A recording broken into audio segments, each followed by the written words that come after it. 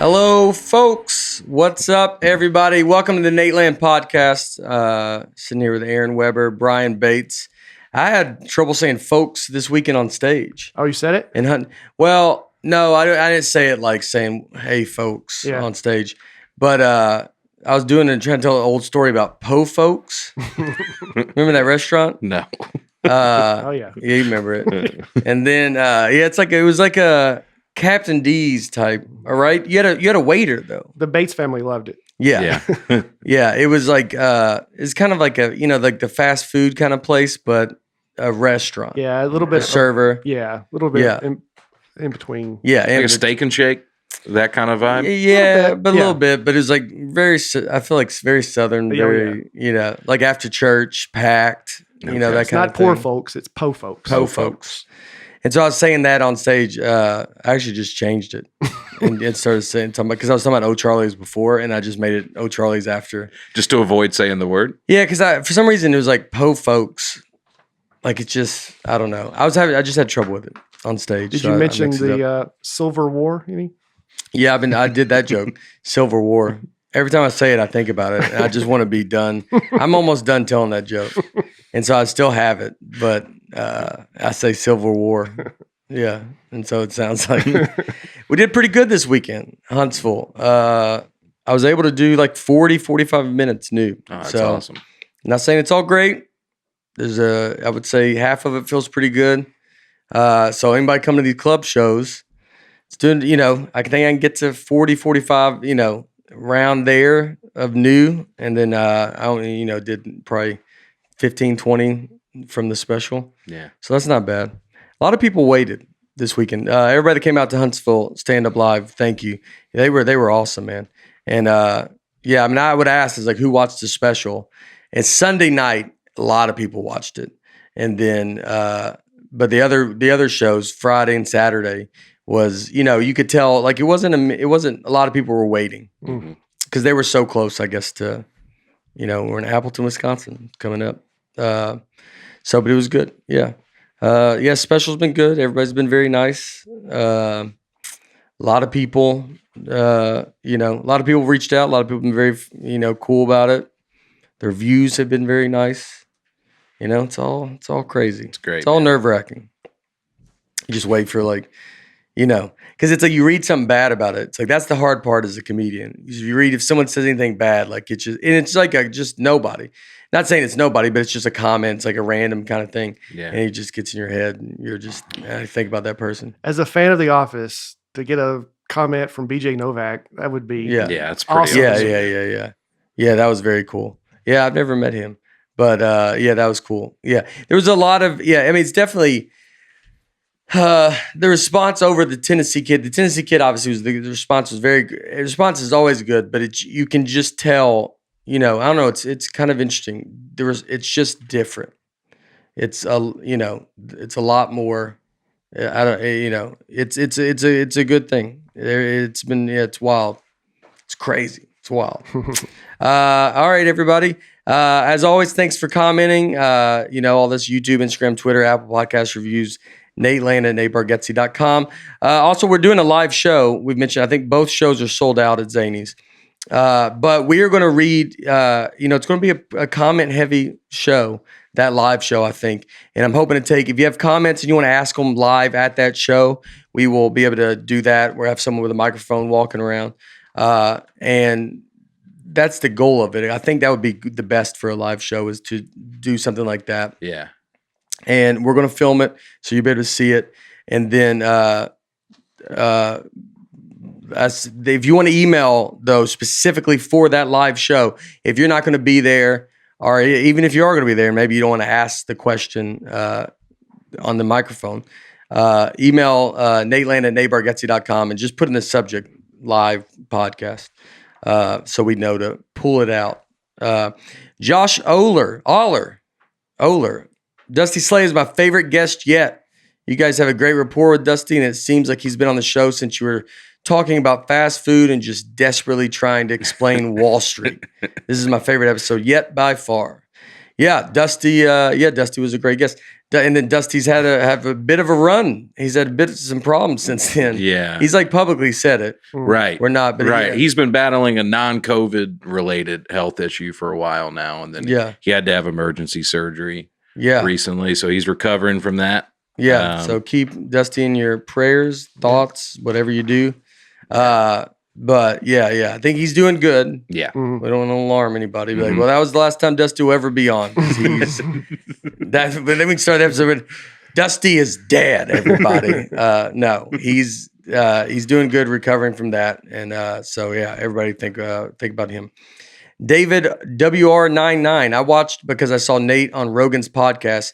You guys owe me 2 hours of life. What was that? I kept expecting something interesting to come up, but it never did. What was your response to that guy? I said, welcome to the show, man. Welcome to the show, David. This is what it is, dude. How did he, what did he want? I just love the idea that I go, I'll check out that guy's podcast. Yeah. I just, wait, what is this? What is this?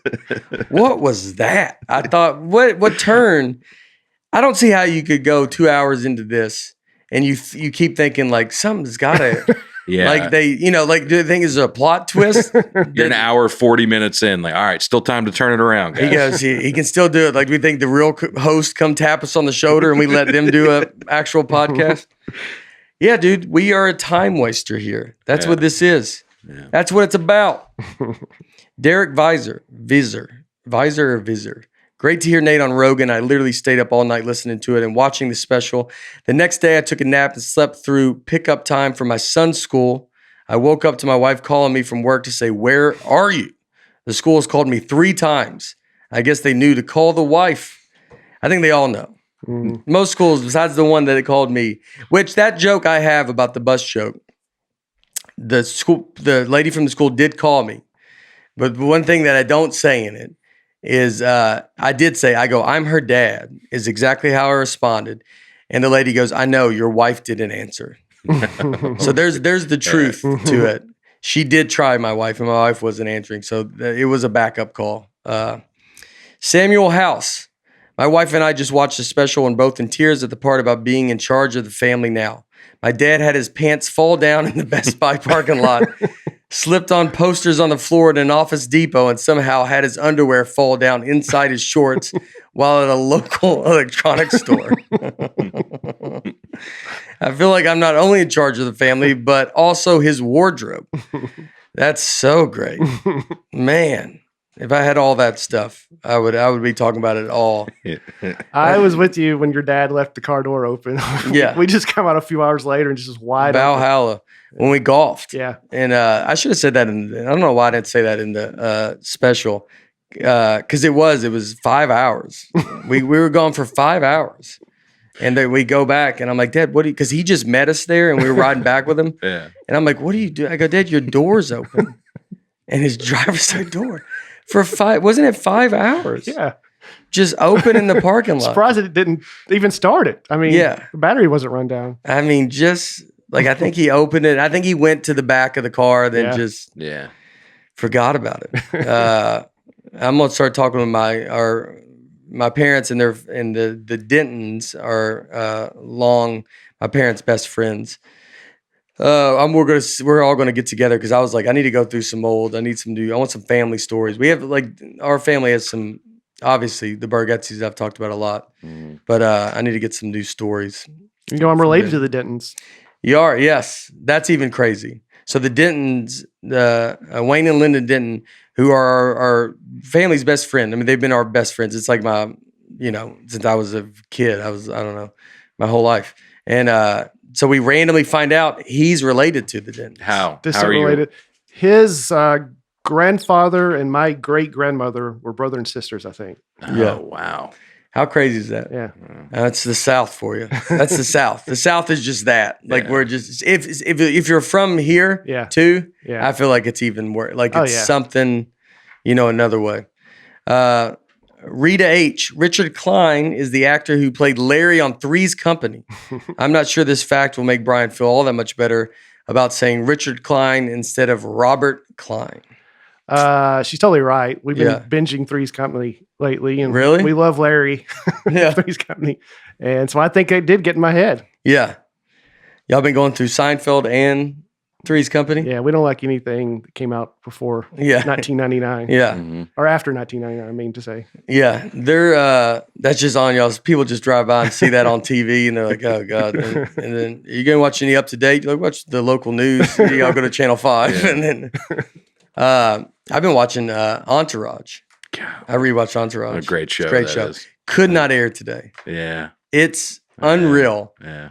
The jokes, obviously the jokes that, I mean, it's wild, dude. Yeah. And it's 2006. It's not like, you know what I mean? If you watch like Eddie Murphy Delirious or something, you're like, yeah, well, that was 1985. This is 2006. Yeah. And then you're like, dude, it's turned, quick. I mean, quick. Yeah. And that show, there's no way. I mean, I would love it. I love Entourage. And I've watched it. I'm rewatching it. It's just so good. Mm-hmm. I watch it every night. And there's so many episodes, and I'm going to go through and watch the movie again. And they do a podcast, like the Victory podcast. And I haven't listened to it, but I follow it online. I see the clips of it. This is how everybody listens to this podcast, like same way. That's how a lot of people come. They're like, "Oh, the podcast is great." Yeah. Never heard a full episode in their life. Yeah. So all you folks that are listening to these whole episodes, we love you the most. Right. Always remember that, and the other guys, we love them too. But they're you listen to the Victory podcast about that, and I think they were talking about like, could there be another one? It's like you would just have to. It'd be much different. Yeah. It'd be tough. I mean, like, you know, them talking about girls and like, I mean, it's wild, dude. Queso scoreboard. Queso. I bet it's Queso because it's a name. Queso scoreboard. You think that's their name? It's spelled queso. Scoreboard is you think Hispanic. Scoreboard's the last name? Queso scoreboard. Yeah, why are you questioning that, Aaron? Yeah. That's clearly a real name. My bad. I have a friend who played for the Washington Generals. They would play hard for 95% of the game, then give up at the end so the Globetrotters win. So I wonder, that game they won, they must have just got too far ahead. Is that what we said? Yeah, right? And then they lost track of time. They lost track of time. And then and then it was like too much. That's pretty good, though. 95% basically being like, yeah, we go hard until, you know, as hard as they can go. I mean, they got to let them do like. Yeah, they don't go hard all the time because there's people pulling their pants down. Yeah. It's like Samuel's dad. Yeah, like they go. Samuel's dad would love the Globetrotters. Yeah, it's like he'd fit right in. Jake Hammett. Bill Elliott's nickname is Awesome Bill from Dawsonville. He's from Dawsonville, Georgia. Best nickname ever. Yeah, that is true. Awesome Bill from Dawsonville. That is a great. That's amazing. That's a great nickname. Yeah. From Dawsonville, Georgia. EJ, is Aaron getting healthier? ? He looks good on this episode. Maybe the gout has inspired some positive changes. Aaron, are you getting? Thank you. How do you feel? I feel great. Yeah, you woke up today, feel great? Yeah. Feel solid. Healthy? I mean, you know? It's all relative. Yeah. But, yeah. Did you get after it this weekend? What do you mean? Eating wise? Or anything crazy? No, it's pretty good, man. Yeah? Yeah, I've lost a little bit of weight. Yeah. I don't think the gout had anything to do with it, but let me tell you, if the gout comes back, that'll kick it into a different gear. Yeah. Maybe the gout's helped you. You can't get to the refrigerator as often as you might want to because it's, you know, limp on over there. Yeah. Michael Houck. Congrats to Body Wash on more people hearing his nose than his stand-up. Body Wash is a good one. Body Wash is great. Body Wash is a really good one. Yeah. That's just a funny roast. Yeah, that's a funny roast. More people know about your nose than your stand-up. Willard Garrett. Hello, folks. I'm from Auburn, Alabama, right next to Dusty's hometown of Opelika. What did he say? Opelika. Opelika. Yeah. Hometown of Opelika. There was a kid named Tristan Pittman who was by far the best athlete of our age. He would dominate every year playing running back. Our last year playing, Tristan hit a growth spurt and became even more physically dominant. Unfortunately, Tristan was over the weight limit because he was so much taller and stronger than the average kids his age. Instead of dropping weight to carry the ball, Tristan's coach decided to play him at offensive line and run a fumble-rooski every play. The quarterback would set the ball on the ground, and the right guard, Tristan Pittman, would pick the ball up and run for a touchdown every single play. Tristan Pittman is the single reason that fumble-rooskies are now banned from Auburn Rec League in football. Wow. I mean, that's good coaching right there. Yeah. You just figure, I got to get him the ball. Mm-hmm. And he's like, do you want me to cut weight? He goes, no, I think I got a better way. Mm-hmm. And then just drop the ball on the ground and grab it. We used to run a play called the Auburn Special. This was when I was real young playing football, where we'd put the running back at left guard and just hand it and do a reverse to the left guard. Yeah. Like the most illegal play of all time. Yeah. But it would happen so fast, I don't think we ever got caught. Yeah. But you can just cheat like that when you're that young. So you would hike the ball and what? Give it to what? The left guard. Yeah. Just hand it off to the left guard. Oh, just like you would never go through your legs. Quarterback would take it, just hand it to the left guard right there. And then he would run. Yeah, which you're not allowed to do. Yeah. But you never got called out. Never got caught because you never think that you're handing it off to the lineman. You know, I know, but do they not see the end result when the lineman? But it's the running back who has the ball. The running back and the left guard switch positions for that play, so we huddle up, and then the left guard would be in the backfield. Yeah, and the running back would be on the line. You just never think to look for that. Was the ref on the phone during this? Like, still seems like you could catch that. I don't know how. When you're 6 and 7 and 8, like there's not much of a physical difference between those kids. Yeah. You know, so it's not like you notice a huge fat guy in the backfield. They're just two kids. The other team's got to be like, I swear to you. Like some guy sounds like a crazy person. You go, I swear to you, that ball's not, the guy on the line has the ball. Yeah. It seems like the coach of the other team would call it out. Yeah. And be like, hey, what are you doing? Yeah. That's crazy. Mm-hmm. So that might not be. Is it illegal? It's 100% illegal. Yeah. Yeah. I remember the coach being like, you know, if we get caught, we get caught, but let's just keep doing it. And y'all did it just constantly. It was and he would score?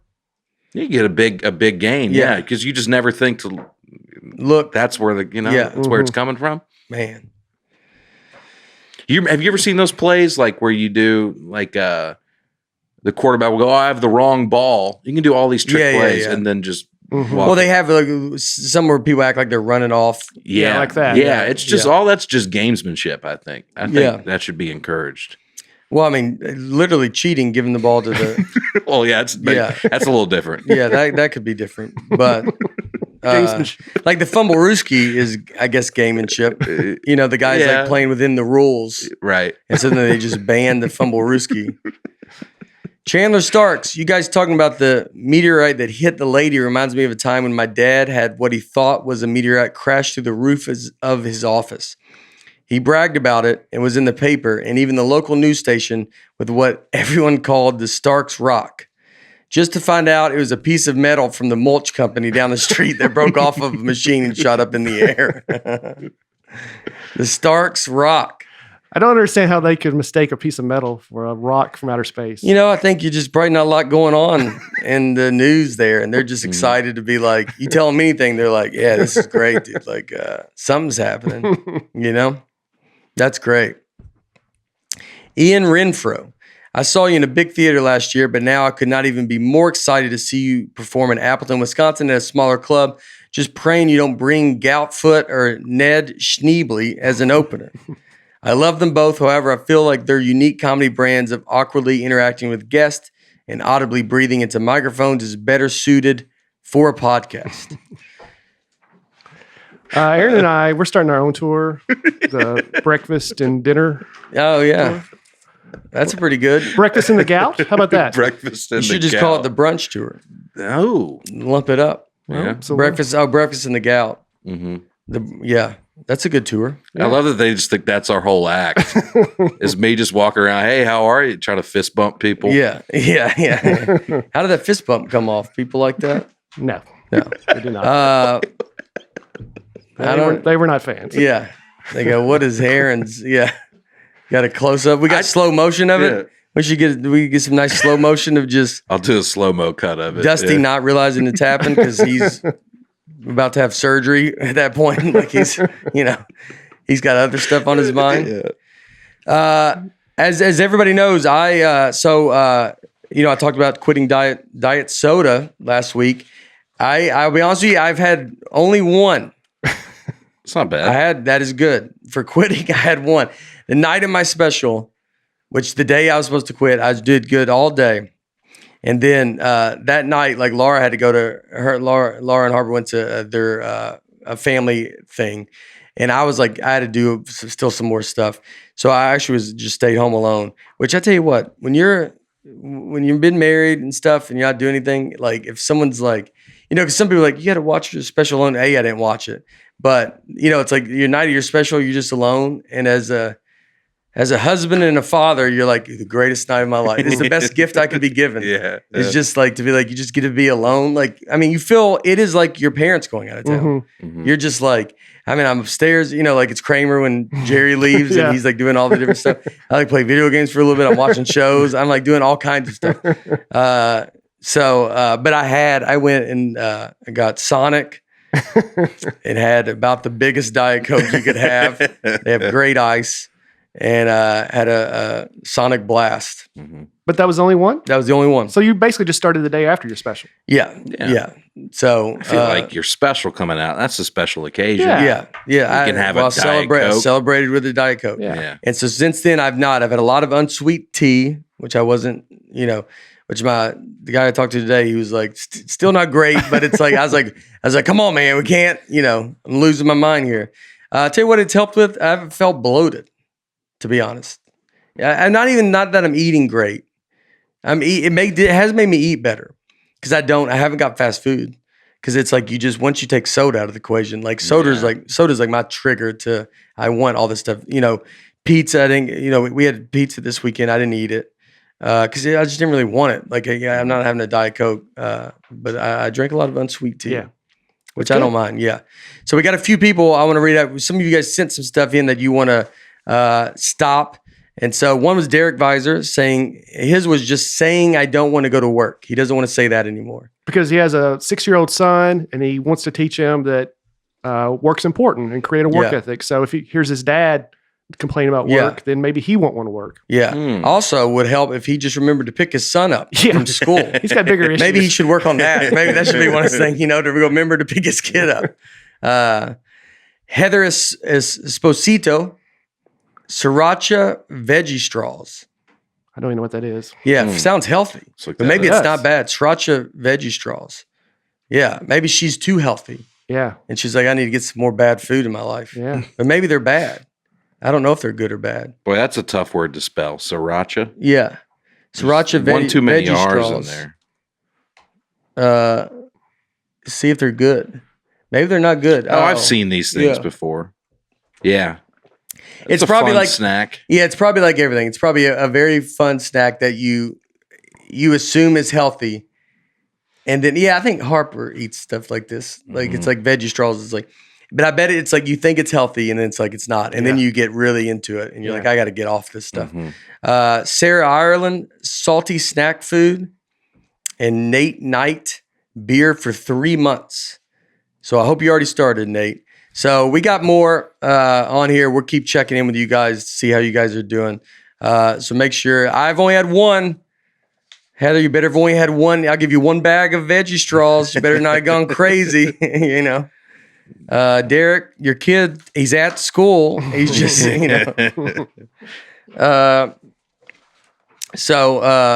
me get into this. So as you know, like I just said, last podcast, I've cut out Diet Pepsi, all sodas, and I've been trying to cut down on carbs, sugar, and unhealthy food, and realized that basically you just can't eat anything anymore. You really can't. I do want to eat better, but something I can't eat is Magic Spoon. It tastes great. It's an easy choice first thing in the morning. You realize like eating healthy is. I feel tired a lot. I have I talked a little bit. I remember talking to Rogan about it, where he's talking about just mentally thinking about food.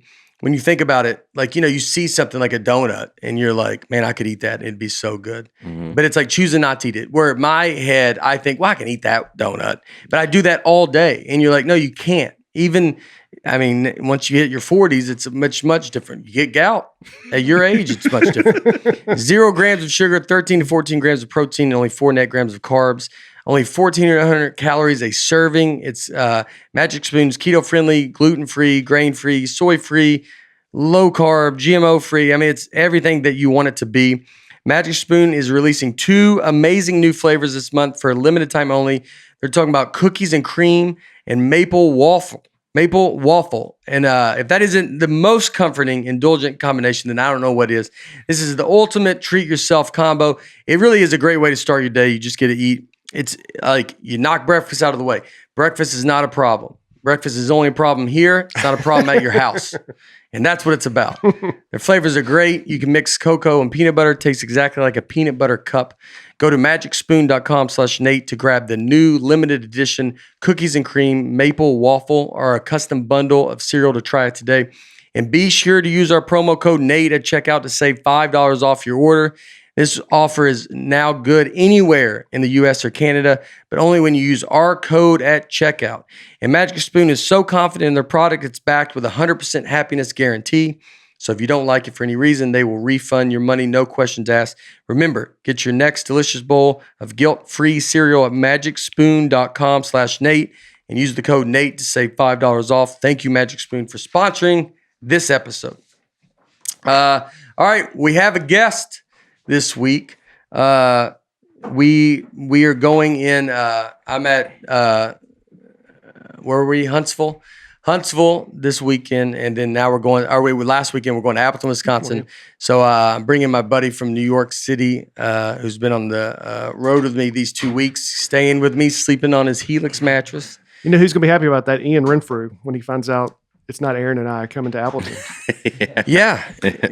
Ian, lucky for you, it is this young man right here, so I hope you like him. Gary Vider. Oh, yeah. Or I used to call him Gary Vider.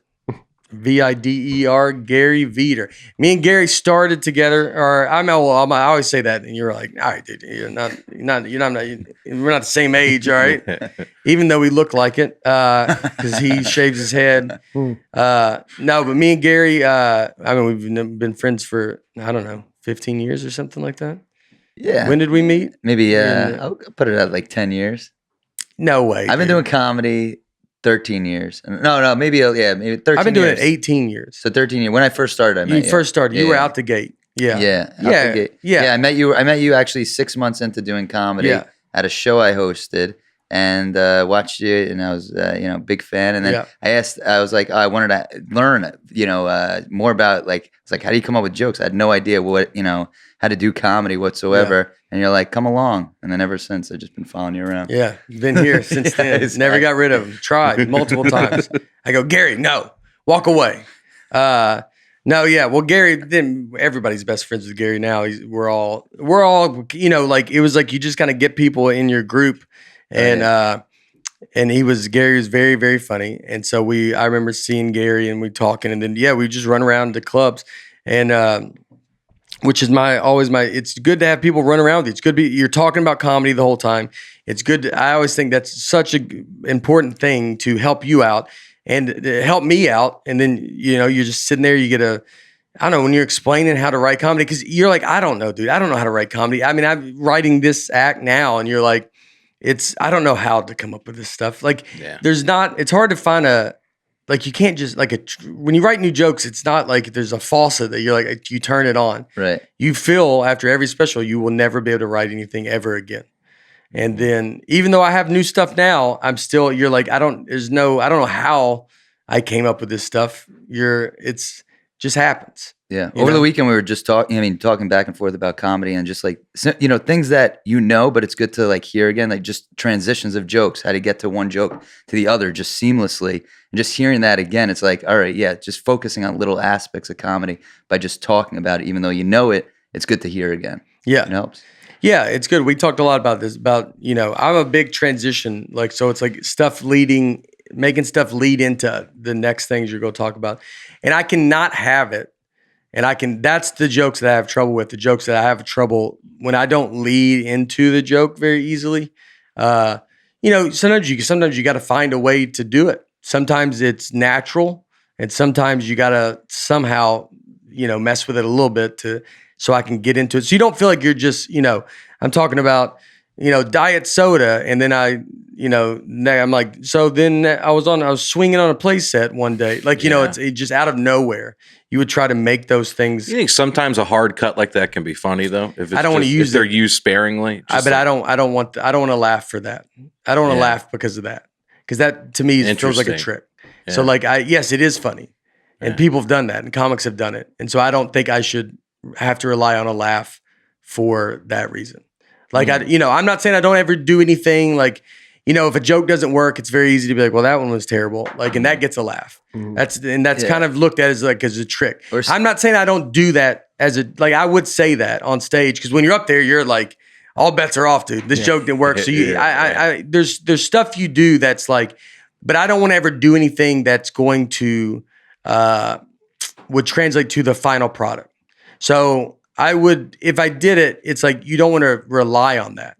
Because then I just think you rely on it, then that sticks in your act. Like you can tell when someone, sometimes has something and they keep it, keep it in their act, and you can tell that happened one time, and they act like, all right, someone in the back, I know someone back there just got mad at me for saying, you're like, well, no one got mad, but one person did one time, and you came up with a funny thing. Yeah. So it's like either figure a way to not act like it's, spontaneous. Yeah, like spontaneous when it wasn't. Well, they would do a thing. Comics do this all the time, and I hate it, but it would be, how's that for a transition? When it's that, and that's their cut, and that's what they keep in instead of just finding a way to piece it together. Yeah. You get a laugh off that easy kind of thing, and it's okay to get a laugh off that, but it's like the final product, I think, should be. It's just, eventually going to a special. So you should be able to get out of it. And I should be able to find, I remember doing one Tonight Show, a transition. I remember trying to find our one Tonight Show. I was transitioning from one joke to the other, and the guy was like, I just don't see how those jokes are going to go together. I forget, man. I can't remember the joke. But I remember just telling him, I was like, it'll be all right. I'll figure it out.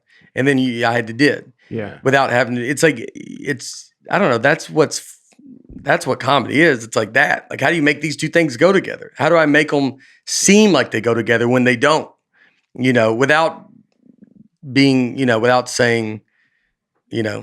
I think late night sets help that a ton because they're 5 minutes of jokes that maybe you weren't putting in that order until that late night set. And then you're just connecting the dots, and you didn't even think that it could connect that way. And then, you've done a lot of them. So you've experienced where, I'll find a way because you could connect anything somehow by just, you just start thinking about it. I think the hardest thing is just starting a set. Like, I don't even know what to say to people. Like, even, walking into a room is hard. That's hard enough. But then walking in front of an audience, just saying something that's interesting right off the top. Yeah. I just feel they're looking at me like, oh, this guy.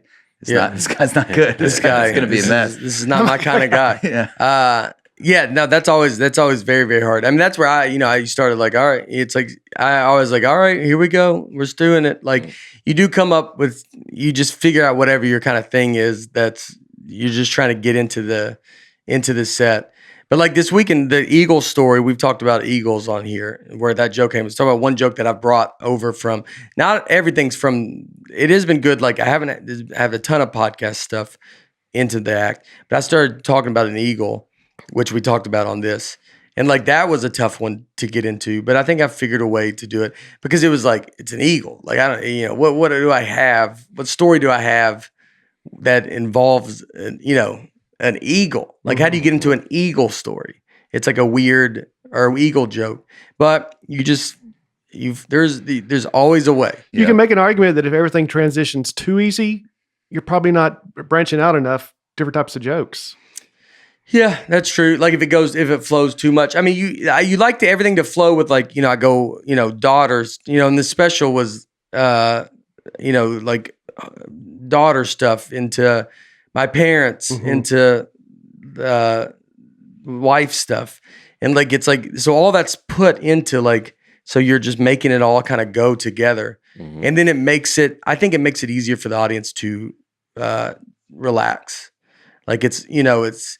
it's just kind of, they're like watching and you're just, they can just kind of go with the flow and it doesn't feel like it's jumping around and all this kind of stuff. And you're just, it makes it harder for them to tell where the jokes are at. Like that you're trying to hide them. All comedy is just mixed in. What's funny is I've had people too, and it's just been a couple comments, but like I know people are like, they always say like, sounds like this guy's in a bad marriage. And that stuff I hate more than anything. Like, what do you like? And I actually might say this on stage. It was your wife who said it. Was yeah. I don't know. Is it L Bargatze? I don't know. LB, Laura Bar. Does anybody? I don't know who this person was. But they. I think I do want to address it on stage, like, or maybe even the next special, because I know some people just will hear that's the next special, but that's always so frustrating to me to be like, what do you think? You guys here know Laura. You've seen Laura. We've talked to her. I have a wonderful family. I love her more than anything. I've been with her since I was 21. But like, do you want me to go up and just talk about how it's going great? Yeah. Is that what you people think? Want to see that? Yeah. Like you think that's what people want? Like they're just going like, well, tell us. And I don't know, when you tell a joke about your wife, you don't want it to come in a hateful place. In the special, there's one thing that I said that I kind of wanted, I wish I would have. I was talking about us not fighting with our daughter, and neither one of, we're only talking through Harper through each other. And I did like, that was like a little kind of tag. That's straight up just trying to be funny, trying to say stuff. And that was the only thing I kind of was like, I wish I would have probably taken that out, just because that's the only thing that kind of seems very mean. Like I'm kind of, because we're fighting and obviously in front of Harper. Yeah. Where it's like, that's not what's happening. And that's the only thing that I was kind of like, I would have probably taken out, just to be like, I don't need that. I don't want that to come off like that.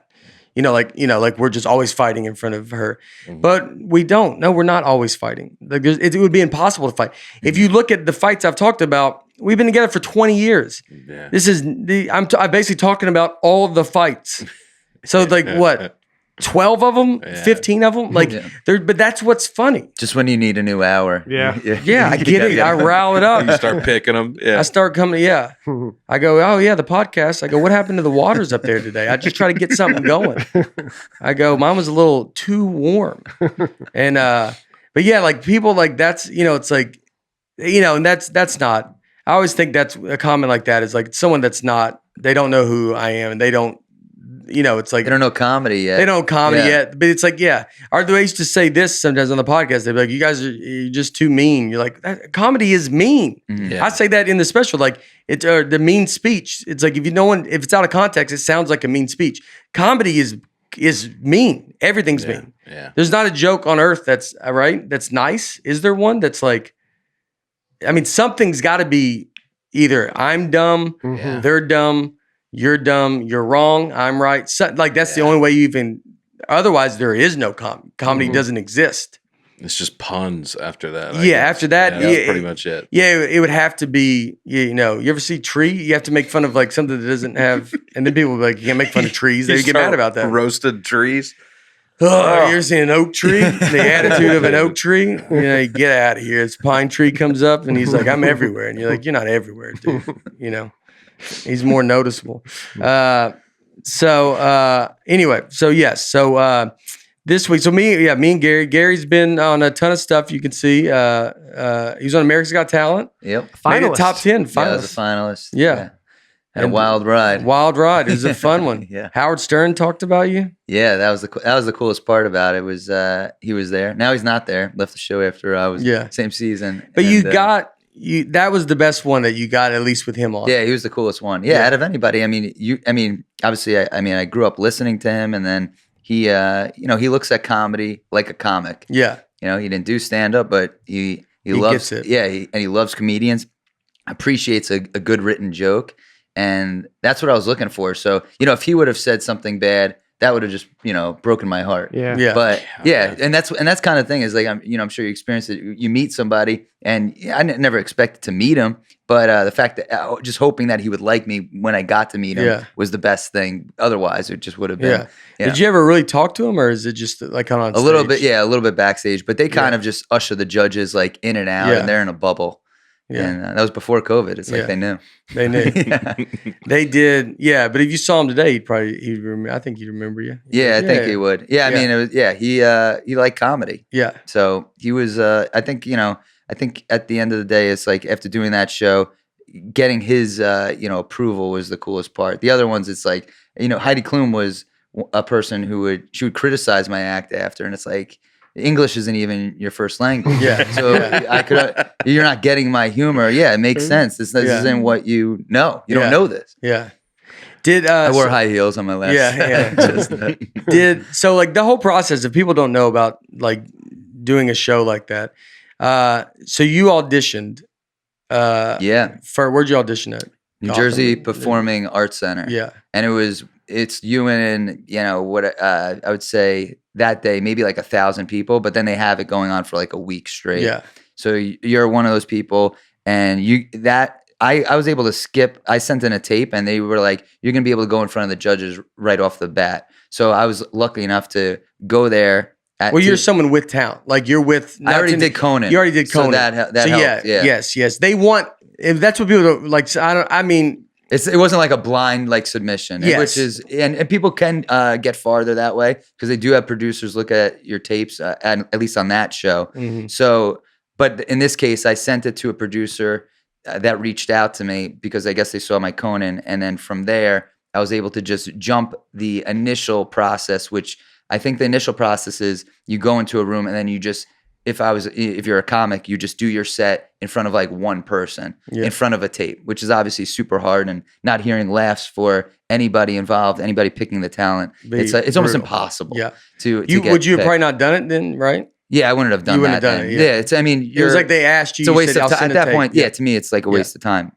So then I did the show at the New Jersey Performing Arts Center, and you're in front of the 4 judges, and this was it was a bad setup because it was at like 2 p.m. on like a Monday, and they had in New Jersey Performing Arts Center, I think it seats like 3,000, and this probably had maybe like 250 people in there, and it got laughs, and I guess they had the audience mic, so it sounded well, but when you're up on stage, it's like you're not hearing a crazy amount of laughter, but the judges gave me all check marks, and then I was able to move on to the next level, which was just it was like 4 rounds of stuff, like or 5 rounds of stuff until you get to the finals.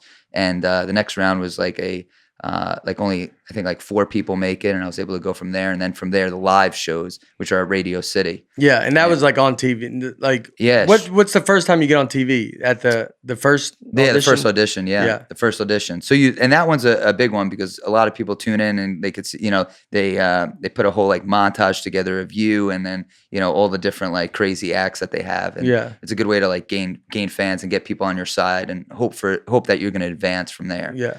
So I did that, and then went from there. There was another audition that was in Long Island, or not an audition, but another taping in Long Island that went on air, but that wasn't live. And then the next ones were all live to tape at Radio City, and that's the craziest experience of just a live shot that's on NBC, 8 p.m. and you're at Radio City Music Hall, and I'm already in front of 6,000 people, which is the most amount of people I've performed in front of.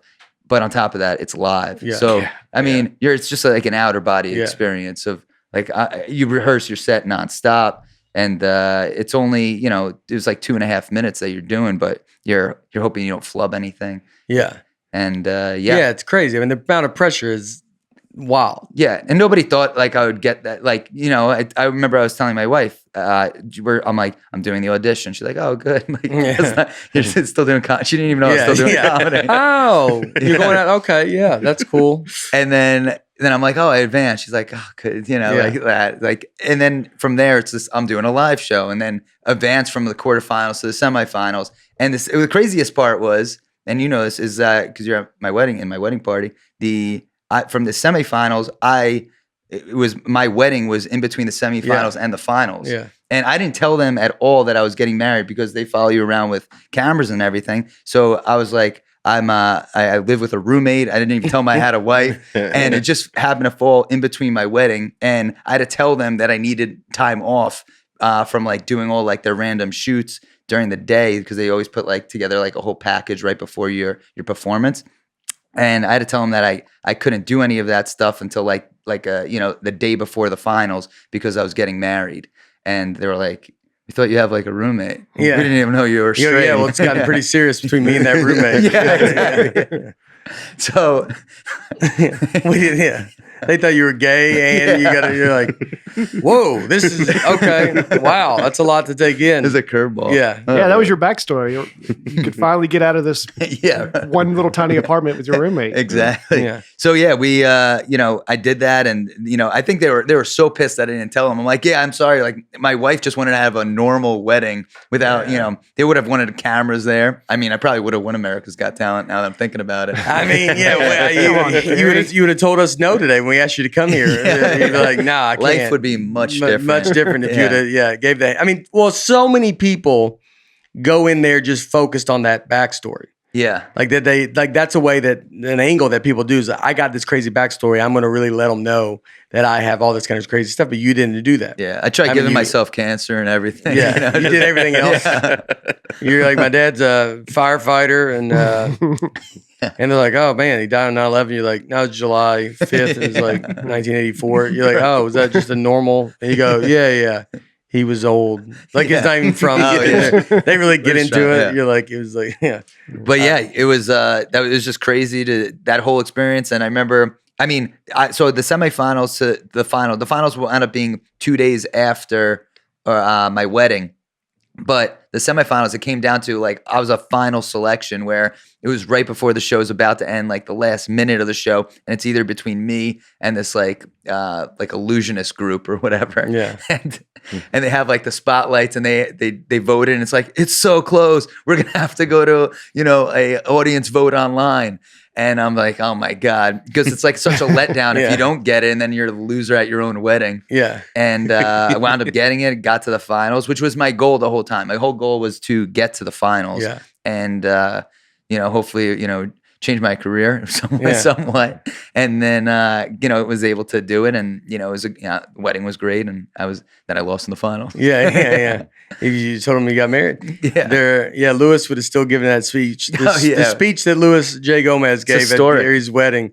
Yeah, I had it on video. It was. I have it on video because we had a videographer, so I'm gonna get that speech so we could play it somewhere. Yeah. Well, you got to play it on. Oh yeah, podcast. You guys are gonna option the rights. Yeah. Well, no, it was like such a. He George Costanza cursing at the. Oh yeah. I think it was like the cursing. It was a very pro comic speech. Yeah, I mean, there's not appropriate for a wedding. There's probably 20 comics at the wedding. It was like a decent sized wedding, maybe like 150, 170 people or whatever. About 250. Yeah, I did. I thought I was gonna sell out, but it didn't work out that way. And it was but Lewis made the speech, and it had nothing to do with like, marriage or anything. It was just directly to me and to the comics. And then that was it. But yeah. Why did he even give a speech? Was he He was my best man. He was the best. Yeah, man. we were friends at the time. Yeah. Yeah, you haven't talked to him since. Yeah, I haven't seen him. Lewis was your best man. That's right. Yeah, I was a groomsman. Yeah, you, Soder, Shacky, yeah, Dave Smith, yeah.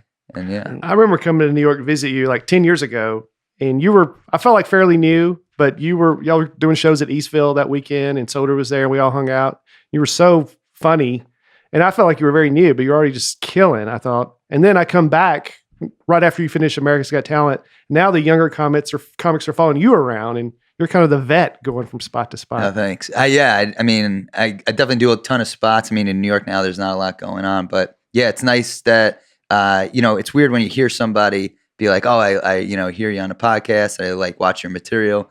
And when you're like, wow, yeah, I've been doing it 13 years. But yeah, I remember meeting you and everything. It was, it's cool. And I remember, Nate talking about, so it's so weird when you look at like a comedian tree, kind of like, I was thinking of this, of just like all your friends. It's like everybody's from all over. Like funny comes from all over, but then somehow we're able to like mesh together. And where you're in high school, you're like, it always felt like I was like, yeah, I mean, there are other funny people, but nobody who wanted to pursue comedy. And then when you get into the comedy world, you see all these people doing comedy. You're like, oh, I found, my like group. And it's such a, interesting thing. It's like the coaching, like a coaching tree. Yeah. It's like, it's everybody always has like, you're more like, I was like, I'm a New York guy. Like my closest friends and people that I was with coming up the most was New York. So it was like the New York guys. So like those were the guys, you and Soder and List and Norman, Jay, Metzger, a million of them. Like it's like the Bill Parcells coaching tree. Everything comes. Yeah, everything kind of comes through there. It's like, and then you come from Patrice Burr, David Tell. You're seeing all that. Like, it's like you come from that side versus LA's a lot of Rogan. Or Dane Cook was like a big one out there,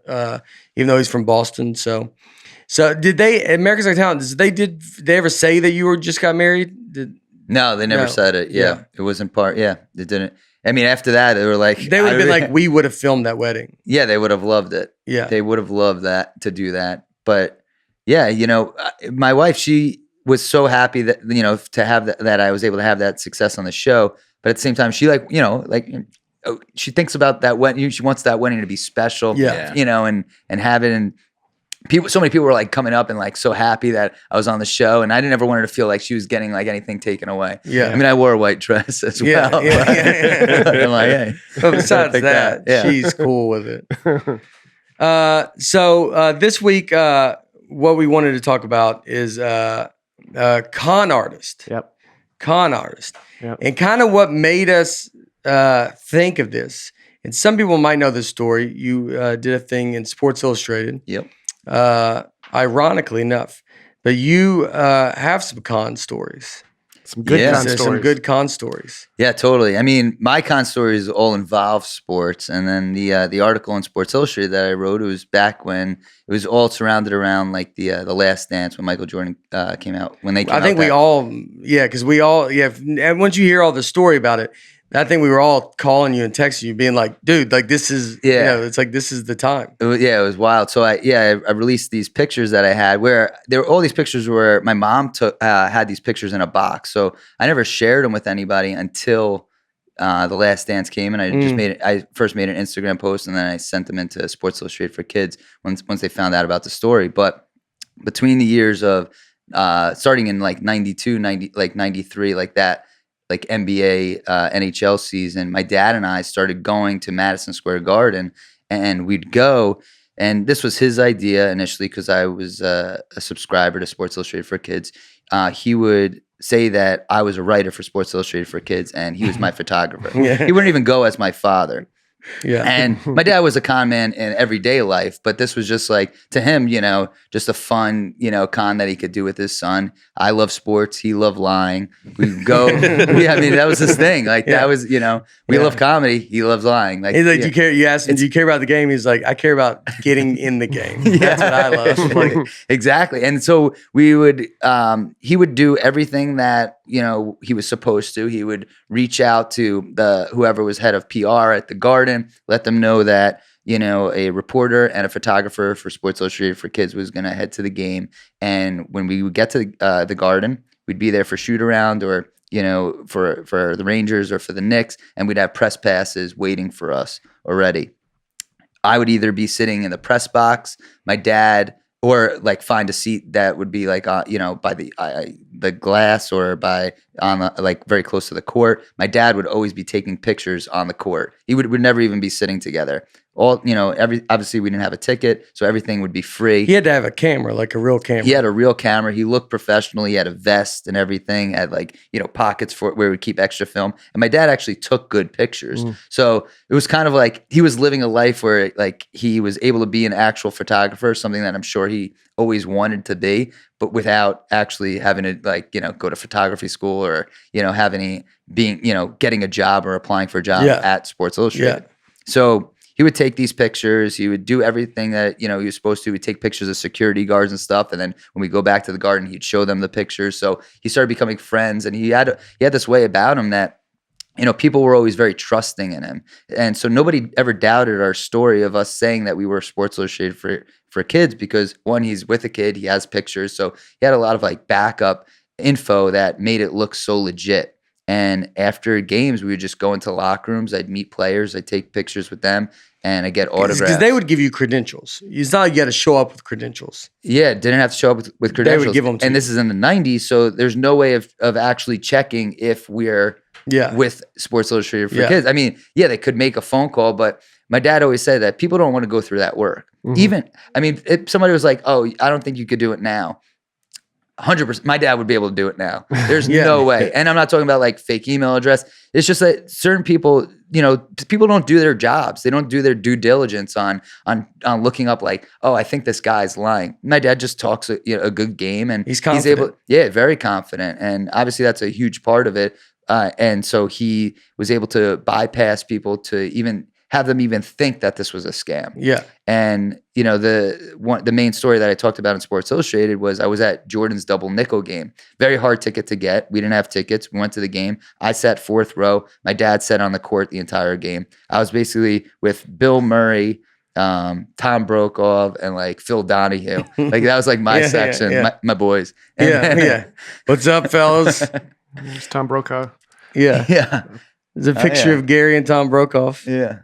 And you and Diane Sawyer, and then Maury Phil Povich. Donahue. Wow. That's Maury Povich. Yeah. I don't know any of these people. Phil Donahue is in there though, right? Yeah. Yeah, there's Yeah. Phil Donahue. Yeah. Yeah, so like this was the kind of stuff that would happen at the games where my dad would make them like basically Phil. like mug me. Yeah. You know, like, that's where like he was very like a comfortable hug right there. that was that's a lot. Yeah, I still talk to my therapist about that. Yeah. But we would go to the game, and my dad just made them feel comfortable. Of like, I was like, I like you took pictures with everybody that would do an interview with you about the story of them taking the picture. Like, you know. Yeah. Well, I was like this, almost like, I think they looked at me as almost like, oh, it's like a kind of like little journalist prodigy A feature. over here. And you know that this is all fake even at this age. 100%. Tim, you know, like my dad's just making this stuff. But it was, you know, like we would go to these games and everything, and I'll definitely get into the story about the double nickel game, which is where I met them. But we were doing this in just regular life, you know, everything that my dad could scam, he would, you know, obviously, you know, people sneak into movie theaters, but my dad, he could afford us going to a movie theater, but to him, it's like, let's just sneak in, you know, and it's simple that way. He was always a quick talker, so he'd make friends with people, you know, like the guy at the pizzeria. My dad owned a phone business, so he could fix phone lines, and I'm sure he'd tap phone lines too and everything that, but he would do phone lines if somebody had phone trouble at a pizza place, and we'd go to those pizza places and just eat for free. And my dad, I'm sure, it still charged them, but he was just this friendly guy. Like, oh, can my son get a slice of pizza? And you know, he worked there, so for a little while, so we'd always get free slices of pizza at a local pizza place, and you know, just different ways that he would cut corners, and he'd always, that was kind of the life that he lived. Yeah. And so, as far as the Jordan double nickel game goes, we were there, and Jordan, by the way, so for people that don't know exactly, this is Jordan's come back. Is he number 45? 45. This is his 5th game back at the Garden. Yeah, from his retirement. So he retired, he came back, he's wearing number 45. I mean, this is one of the more iconic. I mean, everybody's going to know what this is, but some people are younger and they don't remember Jordan. And this was a very iconic game in the Garden. He's always done very well in the Garden. And this was kind of ended up being kind of his I'm back game. Yeah. And what's crazy about the Garden back in the heyday was celebrities would be there nonstop. They would go to the Knicks games. They had Patrick Ewing, John Starks, Charles Oakley. So like the Knicks were very, very good. And the Knicks playing the Bulls was an incredible rivalry. So this was an extremely hard ticket to get. And this is in 1995, and out of all the years that we've been doing probably about like 2.5, 3 years at this point doing the scam. We never ran into anybody from Sports Illustrated for Kids, but at this game, the actual Sports Illustrated for Kids was there. And Sports Illustrated for Kids back then, they didn't have a kids reporter, so it was 2 adults. It was an adult writer and an adult photographer. You were making them more legit. I made them more legit, and it's more believable. Yeah, you know, so. We were there, and we were at shoot around, and my dad found out that the actual Sports Illustrated for Kids were there, and it didn't stop my dad. He actually made us go up to them, and we got like their business cards and everything. He didn't lead on that's what we were posing as. He just found, you know, just had us meet, got their cards. I guess just so he always loved getting information. So getting information like, oh, this is who this is in case I see them again. But we then, you know, sat where I sat in my 4th row seat. My dad sat on the floor. By the time the game ended, we just kind of bum rushed to security so we could get into the locker room before they could get in. Because everybody wanted to go in and interview Michael Jordan after he just scored 55 points. And there was a huge line. They were behind us. We get in, and I'm like walking through the locker room. And before I know it, I'm getting pulled into a private room that I guess my dad talked to a security guard, found out that Michael Jordan was in a private room with just him and Phil Jackson and a couple other assistant coaches. And we go into this room, and I sit down and I asked Michael Jordan, I had 3 questions that I wanted to ask him. And I only remembered asking him, like, what's your favorite food? Because I was just so nervous, meeting Michael Jordan. And we took a picture. And I was too scared to ask for an autograph. Biggest mistake in my life. And it's probably why my dad doesn't talk to me anymore. And I had feelers on. Michael Jordan was like, you got to go get you some Nikes. If I was now, I would have just been like, why don't you just give me some? Yeah. And then what was his favorite food? His steak. Steak, okay. And just like Nate. That's the only question I've ever asked Nate, too. And I go out in the hallway and meet Scottie Pippen. I had a picture with Phil Jackson, too.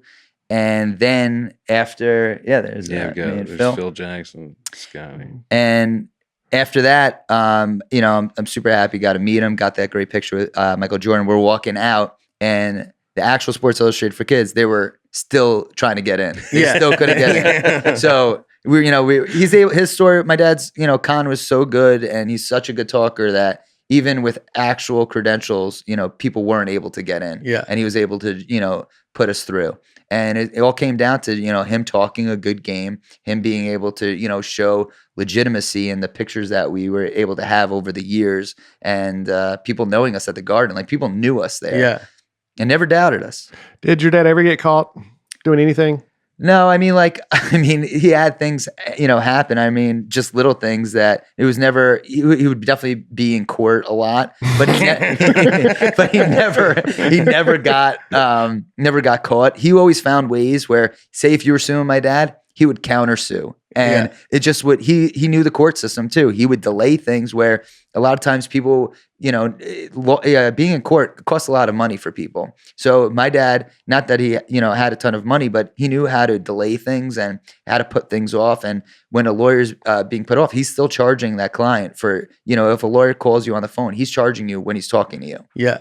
So all that, knowing that he's able to get out of a lot of jams that he's been in.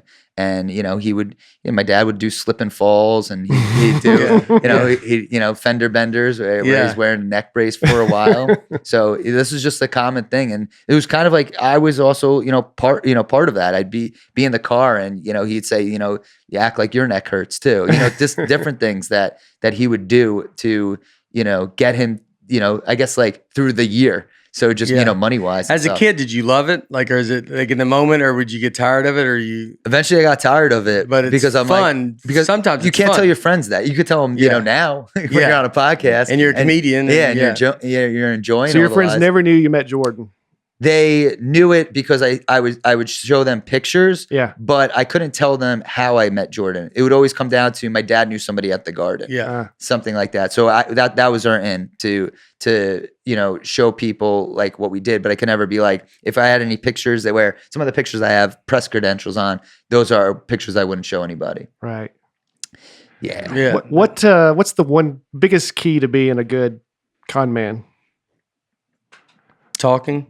Well, yeah, but it's your backstory. You have to kind of think what they would possibly ask. Yeah. And definitely not get too crazy on details, but it was, think of the scam that we did. It was, I'm a kid, my dad's a photographer. It's so simple. Once you start putting so many different layers on a scam, that's how you're going to get caught, I think. So kind of making it definitely as simple as possible. Yeah. Having a kid there is enormous. Absolutely. That's enormous, because no one's really going to tell a kid no. Yeah, and I think that works for a lot of scams. That works for a lot of scams. If you have your kid there, and then having a lot of answers, like you said, like him getting the business cards of those guys that y'all are pretending to be is pretty smart, because he knows if someone goes, "Who are you here with?" He's like, "Oh, I'm with Johnny and Jim. They're the Sports Illustrated. They're over there. Go talk to them about it," because he knows you're not going to go talk to them about it. It's too crazy. And I know you're not going to, and I'm going to look at your face and say, and no one wants to be like, I think you're lying to me. Like, that's very uncomfortable to do. Yeah, my dad, something he would probably do would be, he'd have those cards and be like, I'm sorry, my boss though he's at the game over here too. So if you want to talk to him, here you go. But people didn't doubt it whatsoever. Yeah, there would be like some delay, holdups of us possibly getting into a locker room, but we never had a problem getting into a locker room. And I was telling you, and I mean, I guess you're a hockey guy now a little bit because of Nashville, the Predators, but I was at the Rangers game 1, game 5, and game 7, Stanley Cup, no tickets. Game 7, I sat glass. I went into the locker room for the Canucks after seeing them lose, and they were just like heartbroken. And then after that, my dad takes me into the locker room for the Rangers where they're celebrating and drinking from the cup. Craziest experience. Probably, I don't think any reporter did that. You went into both locker rooms. I went in both locker rooms. So you went in, the losing locker room, and this is a game 7, and the Rangers won the Stanley Cup after not winning it for 54 years. Yeah. So the Garden is the most insane thing. I go in the locker room. I got so many autographs, so many pictures and everything. And from there, I went to the Rangers after party. And I'm only 11 years old. And the way I got in was crazy because we go to the door for the party. It's in the Garden. It's upstairs. And we can't get in right away because our press credentials don't allow us access. And so it's like, come on, like this is, I was so used to getting in everywhere. I'm like, this is where it ends. Yeah. And this guy, my dad, always easy, could always find a way to get us in. This guy walks by, and this is when people had rolls of film, and he goes, I don't have any film. And he saw my dad with his camera, and he goes, any chance I could have a roll of film? And my dad goes, yeah, you could have a roll of film if you could get my son into this party. And I just walked in with this strange guy to the Ranger Stanley Cup party, and I just went up. I had this hat. I wanted to get it signed by the 4 All-Stars of the Rangers that year. It was Brian Leetch, Mark Messier, Adam Graves, and Mike Richter. And I just went up to them in the party. They're all sitting there with their wives or girlfriends, and I'm getting all the autographs. And it's probably at this point like 2 a.m. And my dad, he wound up getting into, I don't know, probably went through the vent or something. Yeah. but he got in, and then we were there, and I just remember driving home, and I'm 11 years old. It's probably 6 a.m. at this point, and we lived in Long Island, so it's about an hour back, and we drove home, and it's just like, I'm the happiest kid in the world, and it's an experience that I'm going to school the next day. I can't share with a single person. Yeah. Outside of like, I was out the game. I mean, you going to school, you're on basically no sleep. Yep. And just go to school and just be like, yeah. And then the kids at school are like, did you watch the game last night? And you're like, I mean, I was there. Yeah. It presented me with a different life in a way where I was able to meet people who really accomplished stuff that almost seemed unreachable. Yeah. Like these athletes, meeting Michael Jordan, meeting the Rangers, and witnessing these things kind of show me it's like, if you not forget about lying, but if you work hard, you could get there. So it allowed me to rub elbows with them, which was definitely probably the best lesson out of all of it. And also, of course, obviously I know how to lie if I wanted to. Yeah. You can lie if you need to. Yeah, that's unbelievable. And so he would send you in too. Like, so it wasn't like he was doing all this for you. It was, like you said, he almost liked the idea that he got you in more than even him being in that room. Yeah, I think he liked accomplishing. The lie being accomplished was like a nice check mark for him. He's like, I did it again. Yeah, I'm successful. Yeah. Where did you meet Mario Lemieux? Oh, Mario Lemieux. So there was a celebrity golf tournament called the CGA. I don't think they do it anymore, but it was in Long Island, and Mario Lemieux and all the celebrities. That's where I also met John Elway too. But they were staying at this Marriott hotel in Long Island, and Mario Lemieux was the number 1 hockey player I always wanted to meet. And my dad calls up, finds out where they're staying, and they're staying at this Marriott. He calls up, says that he's their that he's Mario Lemieux's chauffeur. I don't know how he got Mario Lemieux's room number. It was probably he was using an alias or whatever, and found out what time Mario Lemieux, by posting as chauffeur, found out what time Mario Lemieux was going to come downstairs for to take him to the golf tournament. And once he knew that, he then followed that up with a call as Sports Illustrated for Kids, asking if he could do like a 15-minute interview before his chauffeur arrives, and he knew the time now, so it was like, oh, can you meet me at like 7:45 when we're meeting at 8 a.m. And Mario Lemieux said no problem. My dad reserved this private hall in this Marriott hotel, just big banquet hall. It was just me and Mario Lemieux, and my dad videotaping me interview Mario Lemieux. And I can't even tell you, I don't even remember what I was asking him, but that videotape still exists, probably in my dad's house still. And then after the interview, I had Mario Lemieux sign a couple autographs, And my dad's like, why don't you walk Mario Lemieux out to his car? And so we took this like long walk, and he was just talking hockey with me and telling me, work hard and all that, Yeah. all that You're stuff. playing hockey at this time. Yeah, I was a big hockey guy. I loved hockey. Yeah. And then, we was, meeting your idol. I'm like, just another one. I mean, him to me was also like a Michael Jordan. So I loved hockey so much. Just being around Mario Lemieux was cool, and getting to take that walk, which was just surreal. Yeah. Wow. Look at that picture with Elway. Look at Elway's hands compared to. Oh yeah, he crushed. So yeah, Elway crushed my hands with it, and so I met a lot of people where, you're like, oh, it's nice. I'm going to shake this guy's hand, and Elway almost broke my hand. I remember thinking, were you ever nervous when doing this? I wasn't nervous. I was nervous more meeting them than not getting caught whatsoever. Yeah. Getting caught was not a thing because y'all never got caught. Never got caught. Yeah. The only thing I got nervous was meeting them. I definitely had. Kind of an idea like, oh, maybe like we're not going to be able to get in. Like there's, you never know. But every time it wasn't a problem. Yeah. So why'd y'all stop? I became 38. It was like by the time I was 14, I didn't want to keep on lying. It became a thing. It becomes a little bit draining. And my dad, again, this is he was doing this in all aspects of his life. So, business, he owned this payphone company. And one of his things that he did was he would pose that he worked for AT&T. He was big on posing. So he posed. My dad poses as the most successful human being that's ever lived. Exactly. So he posed as a worker for AT&T, and his thing was he would put in payphones in different businesses, and they thought they were getting, from AT&T. My dad had a business line that had the same ring chime as AT&T. Like everything was AT&T. Yeah. And eventually it got caught up where AT&T found out about this. This is the craziest story. But this blows away the Sports Illustrated. They found out that he was, this has been fact checked by a cousin, but they found out that my dad was posing for AT&T. They sent him a whole bunch of cease and desist letters. My dad just kept on ignoring it. Eventually, the feds came to my house to like investigate and check all my dad's like paperwork. And they started this is when I was about, I say 12 years old. They started taking a whole bunch of boxes outside of my house. I was home at the time. My dad told me to come downstairs in my pajamas, and he gave me one of my dad's hats that said like AT&T on it.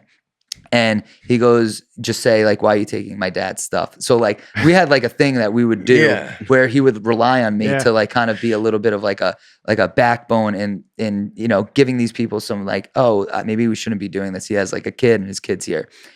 Anyway, he wound up calling my cousin saying like, I'm in like some deep crap here. Like I might be going to jail. That's a big thing. Like AT&T is a Fortune 500 company. He's been posing as them for over 5 years. He has a whole bunch of different accounts.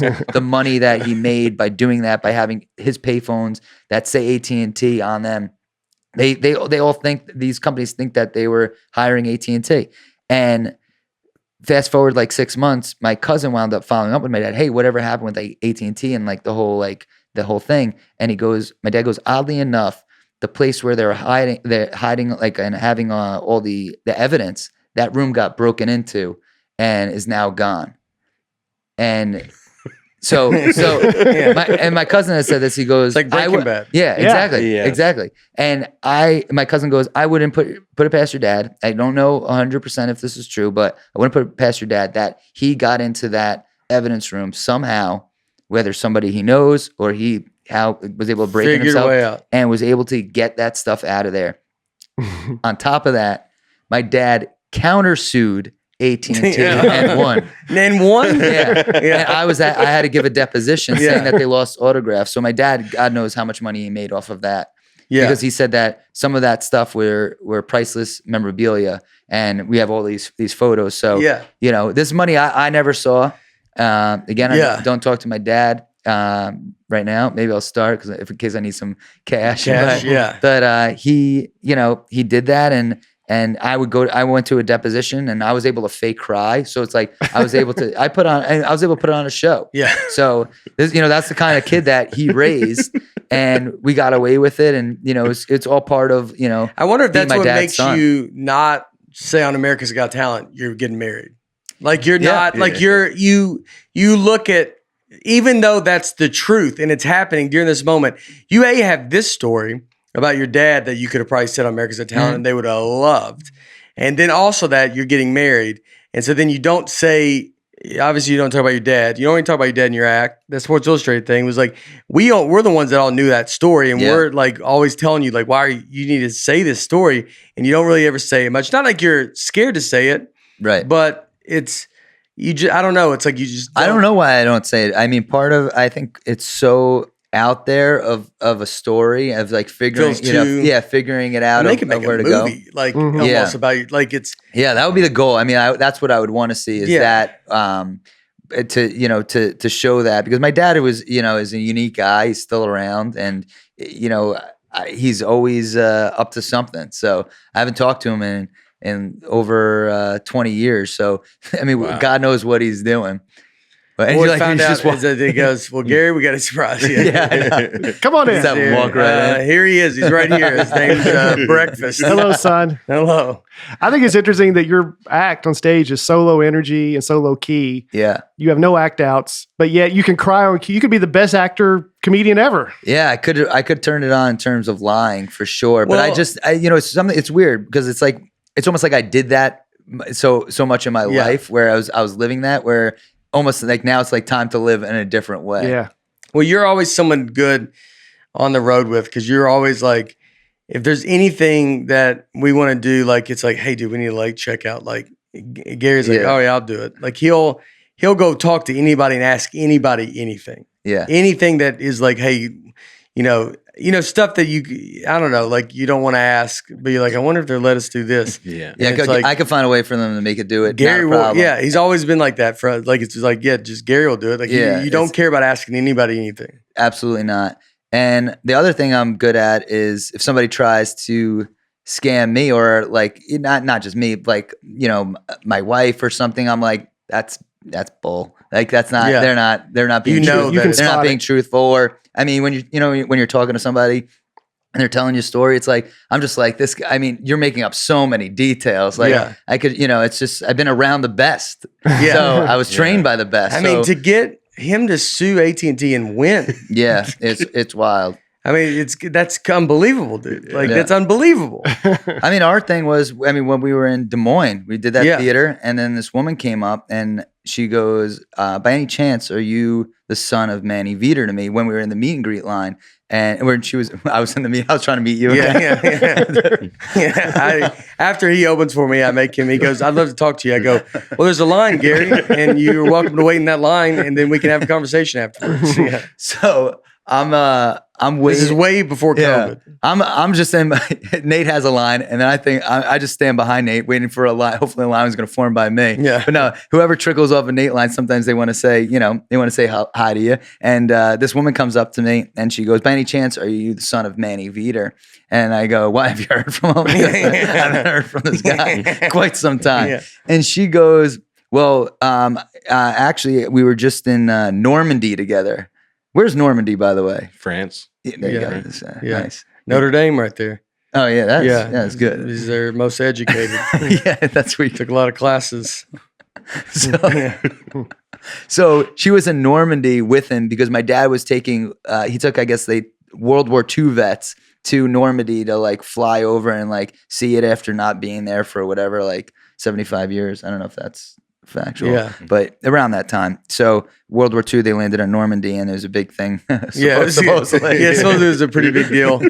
Normandy, some stuff happened there, and so some people have more interest in it than others. But go ahead, Gary. Yeah. So she's, I guess, part of this organization, and my dad is now part of this organization. I mean, my guess is it's some shady stuff going on there. Something, and it also involves a camera, so he's still kind of like sticking with I guess part of a camera spiel, and he was taking pictures for all these like. Do you know where vets. He lives? He actually, I know he still has our old house, which is in Long Island. It's he lives there, and as far as much as I know, and maybe knowing him, he probably has like another house or two somewhere. Yeah. I mean, it's so. And he's never gone to jail. Never. It hasn't done time. I mean, it's all kind of past the time now. He couldn't really go, right? I mean, like it's like is the statues of limitations? Is that what it is? Like you can't after I never. Is that the way statute? That's what that is. Yeah. Eventually, you can't Statute? prosecute a crime. Statute, not statues. Not a statue. Yeah. There's a limitation. You're like, oh, what's this? This is a beautiful statue. What is that? It's of limitations. And you go, whoa. Yeah. It's salmon, not salmon. Yeah. But I think, I mean, obviously there are other con artists out there, but my dad never got caught. He was able to put me in scams, did it his whole life. And I think part of what made his scam so good was he kept it small enough where he didn't get caught. It's almost like if you keep it small enough, it's not and if you did get caught, it's too small of a case for, say, like a district attorney to make a career off of it. Mm-hmm. So eventually, if you keep pushing the court system, which is something my dad did, he would be able to delay the courts till another district attorney, because there's always turnover in those offices, that they wouldn't want to prosecute it because it's not big enough. Like he had a furniture company, and one of his scams, I mean, this is in the 80s, and it's not much of a scam, but this is the simple things that he would do. He just wouldn't send certain people their furniture. He would take 100% of the money and then tell them that, your furniture was delivered. And back in the 80s, you would have to go through so much if somebody told you that they sent you their furniture and you're like, no, you didn't. Like, how do you even get to the bottom of that? Yeah. Like you could file a complaint with the Better Bureau is it Better Business Bureau? Yeah, that's it. And that's about that. Going through that headache, you would need so many other people to complain too, till you actually even saw a result.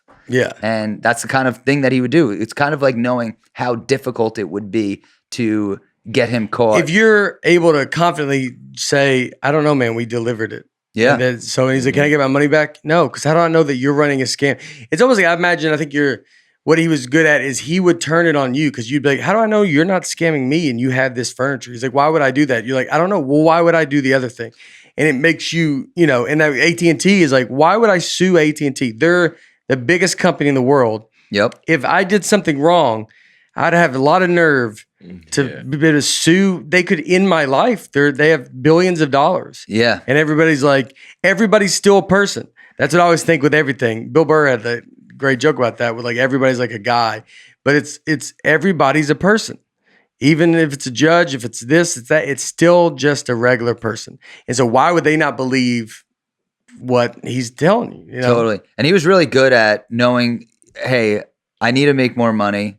How do I get from this point to that point with making more money? Well, in that case, it was not sending them their furniture. Like, obviously, as simple as that is, and just saying like, yeah, it did. So what are you talking about? Yeah. And then what? You're just like, okay, like you hang up the phone, like, and then that guy's like, honey, I have no idea what to do now. They said that they sent it, and did they send it? Like they probably have to go through like golf, whatever. I mean, whoever's trying to figure that stuff out back then. You got to call, you're on hold, and you're. And then the furniture store's like, no, we did send, like, who made the furniture? You're not, internet, Even now, it's not fun. That wouldn't be fun to do. Yeah, it'd be tough. Yeah, it's a hassle. So much, it's a hassle. Did you ever hear when that story came out from the real Sports Illustrated kid? Did he ever reach out to you and say, you ruined my life? No. So, because they weren't doing, they didn't have an actual kid doing it. Well, it was just the kid that was still trying to get in when you left. That was a real kid, right? No. It was just it was two adults. Oh, okay. Yeah. It was two adults. Okay. Yeah, I got you. Yeah, but but that taught me, knowing how to get from point A to point B. It's like there's always a solution to find. Like I would steal exams. I stole a midterm and a final in college exam. I went into it was very simple. It's just like kind of learning things, and this is kind of what my dad taught me. It's like this is how our brain worked, and kind of how he trained my brain, but. There was an exam at 10 a.m. and an exam at like 4 p.m. in this big lecture hall. And the one thing they would do is they would alphabeticalize all the exams and put them out. And my class was at 4 p.m. So I would go into the 10 a.m. class, take a random test right off the desk, and then I would have about 6 hours to have somebody complete it. And then I'd go into the 4 p.m. with all the answers already. And they would just think that, we just screwed up. We didn't put this person's, test out there. And I stole 2 tests at the University at Buffalo. Midterm. Were they good? Did you get good grades? Yeah, I mean, eventually I wound up switching majors and everything, but yeah, I got good grades. Yeah, I knew the answers. Yeah, you knew that. So you filled your own test out just knowing that. But I mean, I had somebody else because I didn't know what I was doing. Yeah, It was like, what if you steal it from a guy that's also like, no, dude, I stole that one, and then y'all are just both like dumb guys, like. But it wasn't there in high school. I stole tests too. I mean, cheating off of exams. A lot of, I'll give you one that was even crazy. I went to a private school. I went to 3 different high schools, but I mean, a lot of problems in my family. But one of the schools I went to was a private school, and this teacher, his name was Dean Charpentier, he's an English teacher, was giving me bad grades like throughout class. And granted, I'm not the best at English. I probably used some words that didn't even make sense today. That's a welcome home. Yeah, I know. No, it feels good. Feels good. But I went to like extra help and everything, and my grades never improved and never got above a C. And we're going into the 4th quarter, and I'm like, this guy is giving better grades to girls than he is guys. And I had this whole like petition, and I was able to get something like 125 kids signed it. And I went to his boss, the dean of students, dean of faculty, to be like, hey, all these kids signed it. This guy's obviously grading people unfair. And that guy goes, it's like, I'll look into it. Like, and next thing I know, that teacher comes to my dorm room, because you lived on like campus. It was a private prep school. And he comes to my dorm room and tells me how sad he is that I did that, kind of like confronted me about it. Yeah. We have one final test left. I just plagiarize the crap out of it, because I know I just put this guy through hell. He can't now say to me that I'm the one who's plagiarizing. I just made a whole big thing. He can't complain to anybody. He can't get me kicked out. Yeah. I wound up getting like, an A+ on not only that, but for the quarter. It's like I called his bluff. He wrote on the exam, "Are you sure these are your own words?" Yeah. And gave me an A+ though. Yeah. Because I had him in a corner, and that's what kind of, stuff my dad taught me. It's this kind is of gonna be like Usual Suspect. We're gonna find out you're actually your father. Like it's all the stuff that you've done. You're like, are you sure you weren't the one? How old are you really? Yeah, I mean, I sold drugs in college too. I mean, it's just like things I got away with because I knew, like, at the time, I mean, I had hair in college, thank God, but I wasn't suspected of doing that stuff. Yeah. I'm a small guy, innocent, in a way looking. So I was able to get away with things. And I left college with like 25 grand and paid for everything. My mom, she didn't have to pay like any money for a bunch of stuff.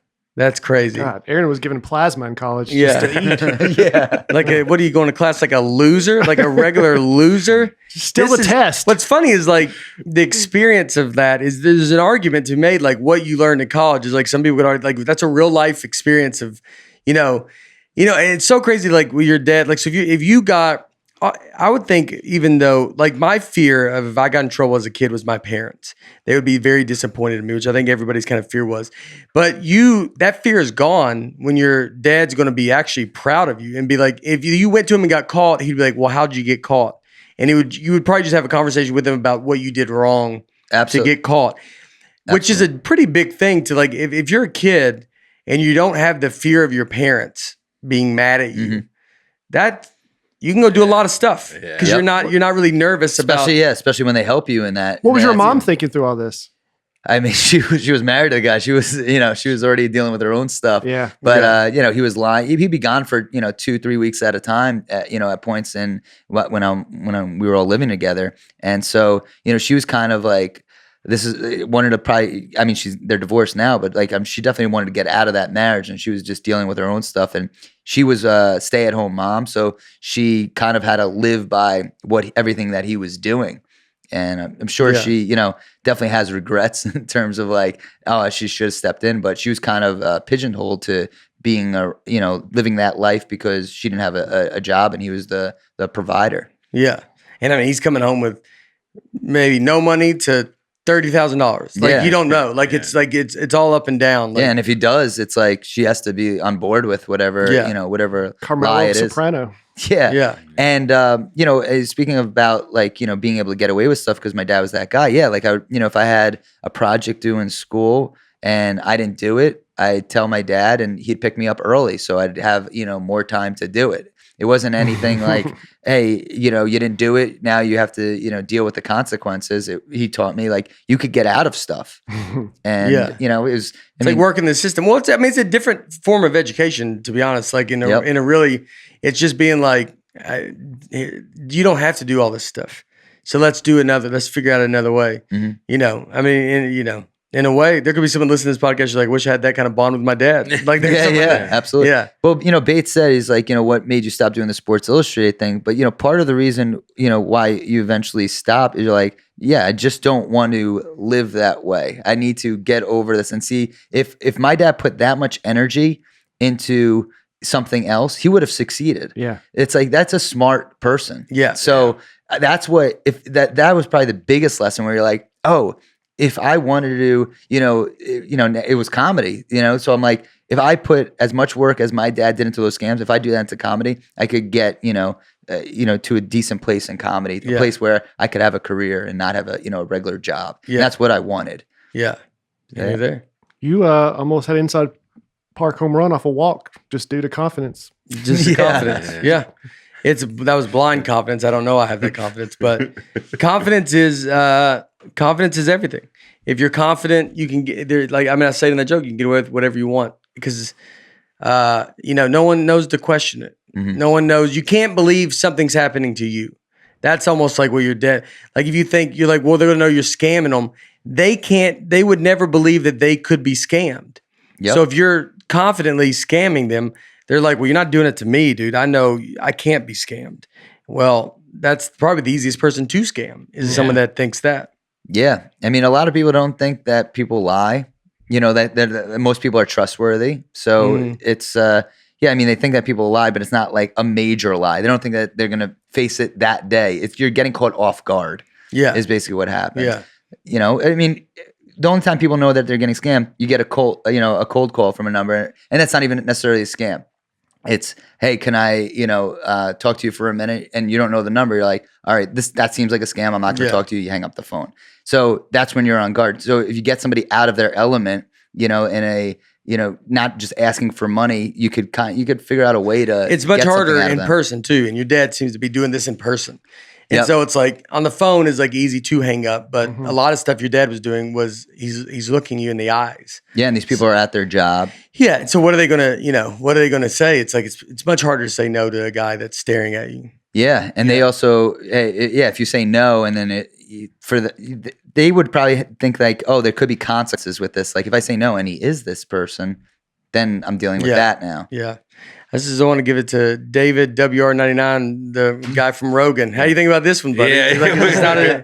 Is this not enough for you? There's some meat on the bone this time. It's crazy that we knew about your dad with that, but I don't think I ever really talked to you about like all the other big backstories. Yeah. You definitely need to write a movie or, it's crazy. It's all this stuff. Yeah, I didn't even know until I did research on this that con is just short for confidence man. Because that's. No, wow. Are you lying?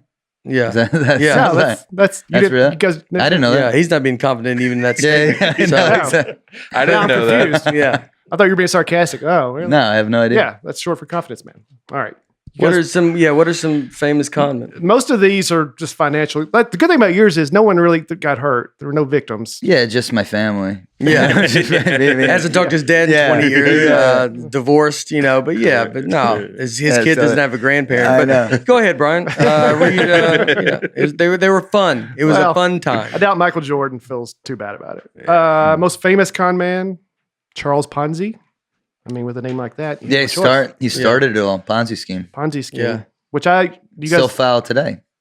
It's a big thing. Ponzi scheme is so many it's the classic It's like the rule of three for comedy almost. Yeah. It's a Ponzi scheme. Yeah. So I didn't know the difference between a Ponzi scheme and a pyramid scheme. And they're very similar, but pyramid scheme, you just got to get the people below you to start getting more investors. And Ponzi scheme, you got to get all the investors. But Ponzi, do you probably feel better because you're going after richer people? Not necessarily. Oh, yeah. Maybe. Bernie Madoff, he was the one that... He was Ponzi scheme. Yeah.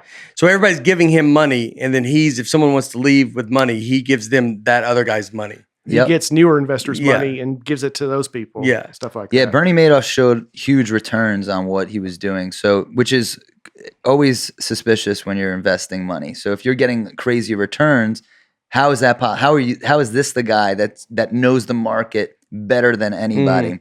And these, really wealthy people thought that he was, legit because he had other wealthy people doing it. And that's what it is. It's kind of like who you know. So in his case, it was my dad showing pictures that we were at the garden before to, different security guards, them being acquainted with, different billionaires. It all made sense. It's just the story added up. And that's kind of, I feel like, how he was able to get away with it and didn't tell a soul, didn't even tell his own kids. Yeah. Bernie Madoff. Wow. Which was the way to do it. It was true conman. Yep. Like just, keeping it that tight of a secret. That's what happened with his kids. That's why I got so bad, because no one could believe that they didn't know and they were in on it. And you're like, no, I mean, they weren't. That's how he got as long as he did. How did they even end up catching him? Like his kid was questioned him about it late, and one of his kids exposed him to it, from what I believe. Bernie? Yeah. Yeah, and I think once the financial crisis of 2008 happened, it just everybody wanted their money. Everybody wanted their money, and he couldn't do it. Yeah. He wasn't getting new investors at that time, and he just ran out of money, and so everybody found out about it. Frank Abagnale Jr. That's a popular one. Catch Me If You Can. He Great was movie. A pilot, a lawyer, a doctor, faked his way through all that stuff. That would be like your dad. Yeah, and the way he was, he did it back in the, I guess that was like 50s, 60s, and he did it as a kid. So kids are believable. So, in a way, and I know it as DiCaprio, so I don't know what he looked like as a kid, but gorgeous, man. You look like you. You were a young, strapping young man that everybody believed. Yeah, you could get away with stuff. So he, him being, 19 or whatever when he started, and I read about, Frank Abagnale, and part of the reason why, and this is what's crazy about my dad, and it goes along with Bernie Madoff too, is you don't think about the consequences. And a kid who's doing scams, you don't think about the consequences. Think about how much daring we were more as kids, and what we, the kind of life that we were leading. Because you don't care about things happening. Yeah. And I think the great con man also, besides being confident, is like you don't care about what, you don't even think about it. You're just like, I'm just going to do it. I'm going to do it. I'm going to get away with it. And that's it. Yeah. And that's why he was able to, I think, pull off being the lawyer, the doctor, and all that stuff. Well, you trying to, you looking, being a kid versus if you came up to me now, I'd be like, this guy's a con man. You look like now you got the shaved head. Now, I'll be honest with you, I don't know if I believe even anything that you said today. You're like, did they even have a father? What do y'all think the highest level of profession you could masquerade as is? Comedian. Like as a con man, I think you have trouble selling that. You think you could like show up in court one day and be a lawyer and pull it off? You think? No. I think comedians are. I think we're good talkers, and I do think and especially the longer you do this, you talk a lot.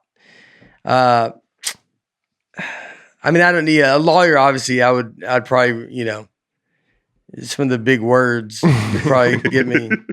I think I could talk my way if I'm back against the wall. I have to do it. I could talk. I could maybe make up some. Yeah. I don't know what I would really. Here's the thing: you need to have knowledge on that stuff. Yeah. So if you don't have the knowledge, where you could actually, you have to know what you're talking about to be that lie. So I think it would be like finance, getting people to invest.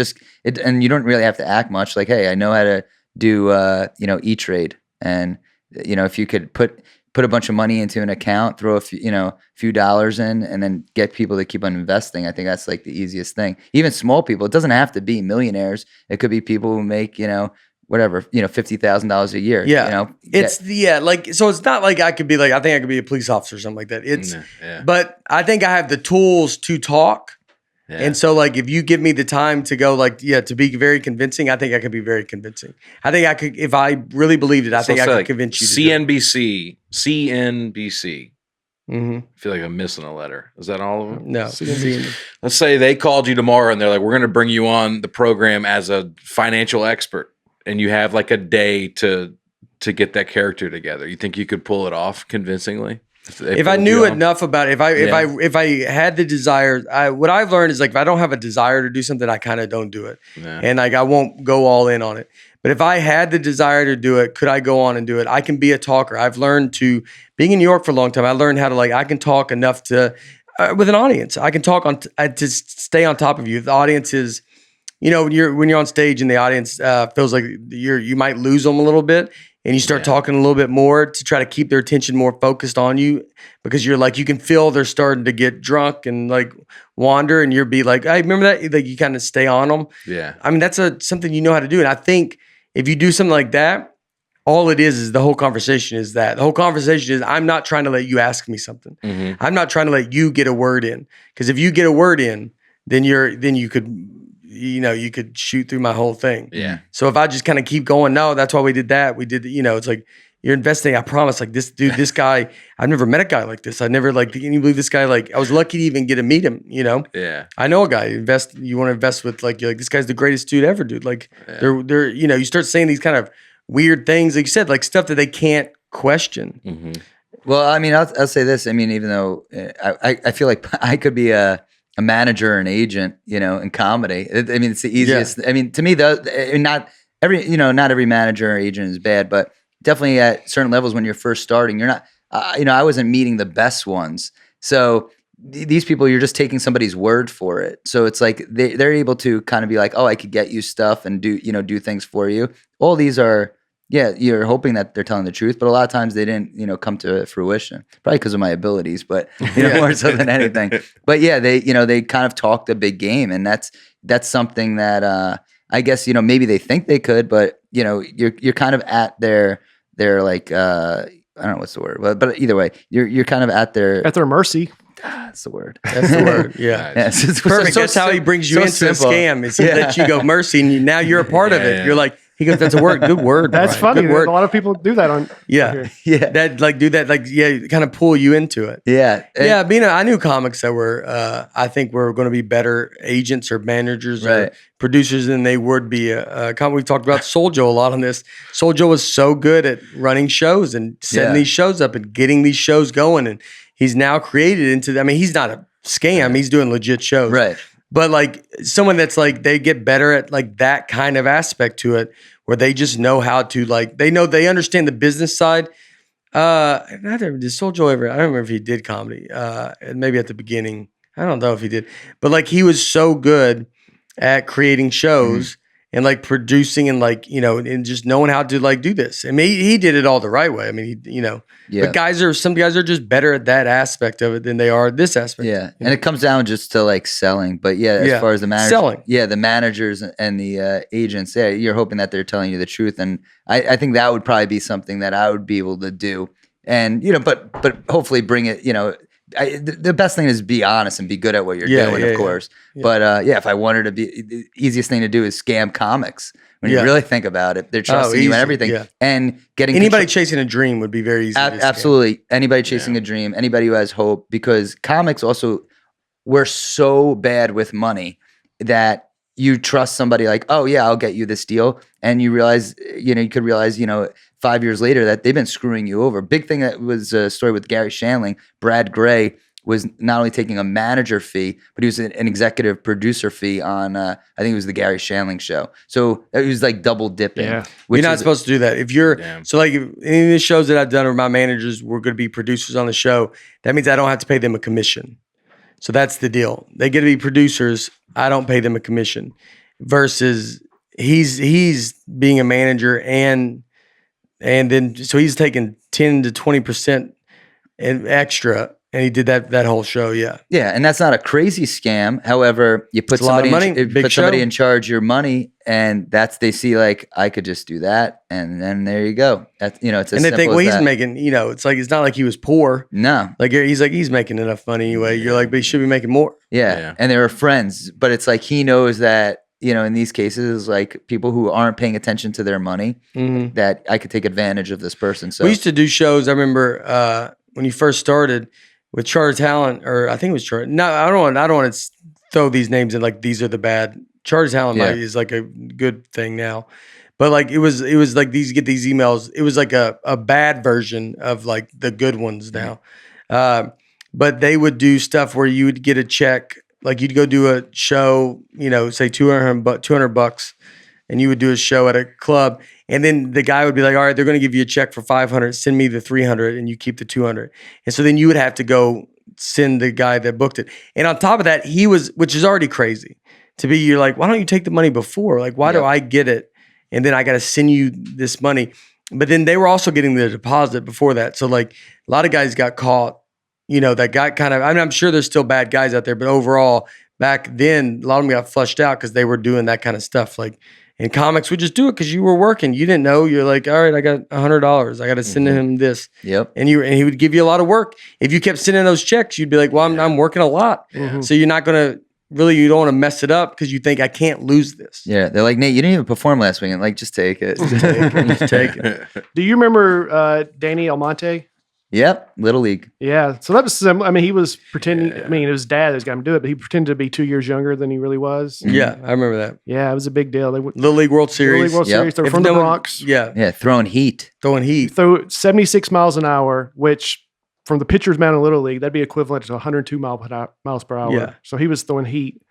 And threw a perfect game, Little League World Series. He claimed he was 12. Then people started investigating, found out he was actually 14, and they had to forge all their games. Mm-hmm.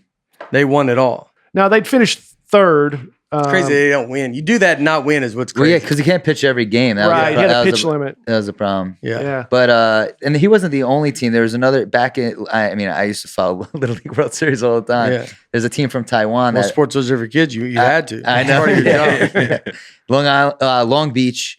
They won back-to-back years, and they played. I think it was Taiwan, and Taiwan had players that were like 13 or 14. But don't check this fact. I'm just trying to make conversation. Yeah. No, you're way wrong. But Long Beach beat them, and the Long Beach lost to them, but they got like murdered. And Taiwan, it turned out that they had like players that weren't even eligible. Yeah. Here's another fun one. James Hogue. This is what you may have done if comedy hadn't worked out. Yeah. He went to the University of Texas, but quickly dropped out. Then he went to a community college, dropped out. Now he's 25 years old, so he stole the identity of a deceased child and enrolled as a student at Palo Alto High School under a different name. He was 25. He pretended to be a 16-year-old orphan from Nevada.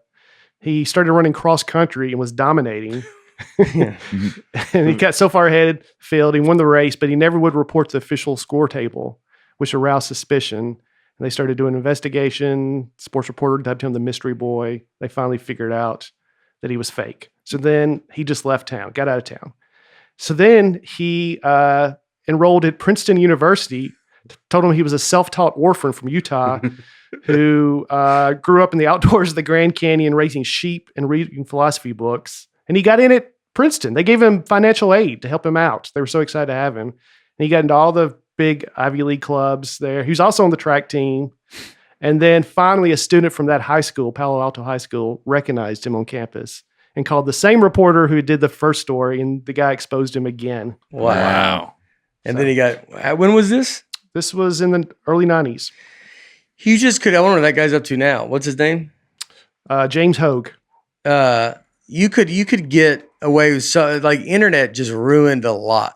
Yeah. Because the internet, I mean, you Google someone's name. So yeah. I like how you say it ruined it. God, you just cannot get away with anything. You can't you can't. The scam artists. I mean, now there's like way more scam artists, but it's like a business now. It's like, it's I feel like now it's quantity over quantity over quality. Yep. Yeah. It's like we're gonna just send 4,000 emails out. Mm-hmm. If 8 of them work out, then we made money, and then who cares? We just do that. Versus back then, your scam artist, there was art. I mean, artists, there's art to it. Yep. I mean, that's like what they're trying to come up with. Yep. It's kind of interesting, man. Here's this guy in Senegal who wanted to play professional soccer, so he got his buddy to call the owner of the Southampton team. And where's Southampton? Do you know that? No, Is that England? Anyway, his buddy called him and said that he was one of the greatest soccer players ever, and that I wish you would sign my cousin to play on the team. And they fell for it. And the guy joined the team. He played one game. They said he could barely even run, and they cut him. They realized it was a scam. Wow. You guys, have you seen the movie I Love You, Philip Morris? No. No. Jim Carrey played this guy, Stephen J. Russell. He pretended like he was a millionaire from Virginia and tried to get a $75,000 loan in a bank in Dallas, but they figured out something was up. So they arrested him, but then he faked a heart attack so they took him to the hospital. And then once he got there, they were guarding him, but he pretended like he was an FBI agent and called the hospital from his cell phone in the hospital room and said, he's good to go. He can be released. And they let him go. Wow. Oh, wow. They catch him again, or? Yeah. They come again. Faking a heart attack is awesome. Yeah. I could see Jim Carrey doing that. Yeah. It's old school. You ever see the King of Queens episode where he goes to a dinner party at his wife's work and he can't remember somebody's name? Yeah. So he fakes a heart attack just to get out of it. It's an extreme.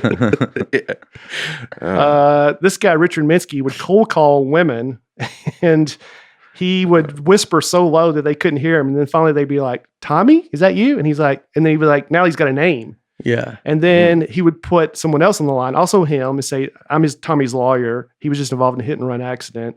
And this guy, he's going to be sentenced to 2 years in prison. But the victim says, if you show up at this hotel with either money or sex, you choose, that he'll let you off the hook. And then this guy would go and do it. Wow. Man. Yeah, I mean, like, that's got to be when you get that call, like, to be like, those are your options. And you're like, you think the government's involved in this? And you're like, I guess so. I mean, that's, it's tough. There was a case here in Nashville. Like, I had a friend that just did this. They just went, just happened to my friend. Like, if that one you want to do you want to do it to, like, other people in that group. Yeah. So they could be like, I feel like this is a scam. You're like, it just happened to Deborah. Yeah. She had to go. Yeah. It's real. You trust me. You got to do one of those things. It's very real. Your choice.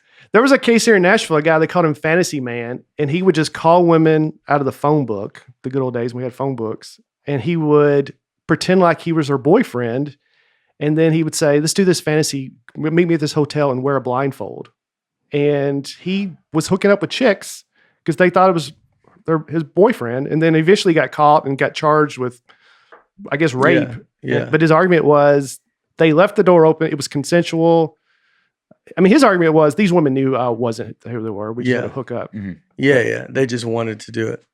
I mean, just to call, you always think, who could these people be that would, but I mean, I always say, like, I don't know. It's like, you get caught on the right day, or you're not paying attention. You're not paying attention. You're not aware of what's going on. I mean, that seems insane to actually go there and get that far. But there has to be something in there where they want to do it in a way, Well, the biggest scams now, it's like, you get, forget the emails, the calls that you could get from somebody. And a lot of times they're going after the elderly. You just won, $100,000, but the only way you could get that $100,000 if you send like a $500 deposit, so I could release the funds. Yeah. So that's how they'll get the money, where they think they're going to be getting that $100,000. Yeah. And after they send like a $500, so they're asking for money. You should never obviously send money because you won money. That would make no sense. But people are so thrown off by hearing that they won.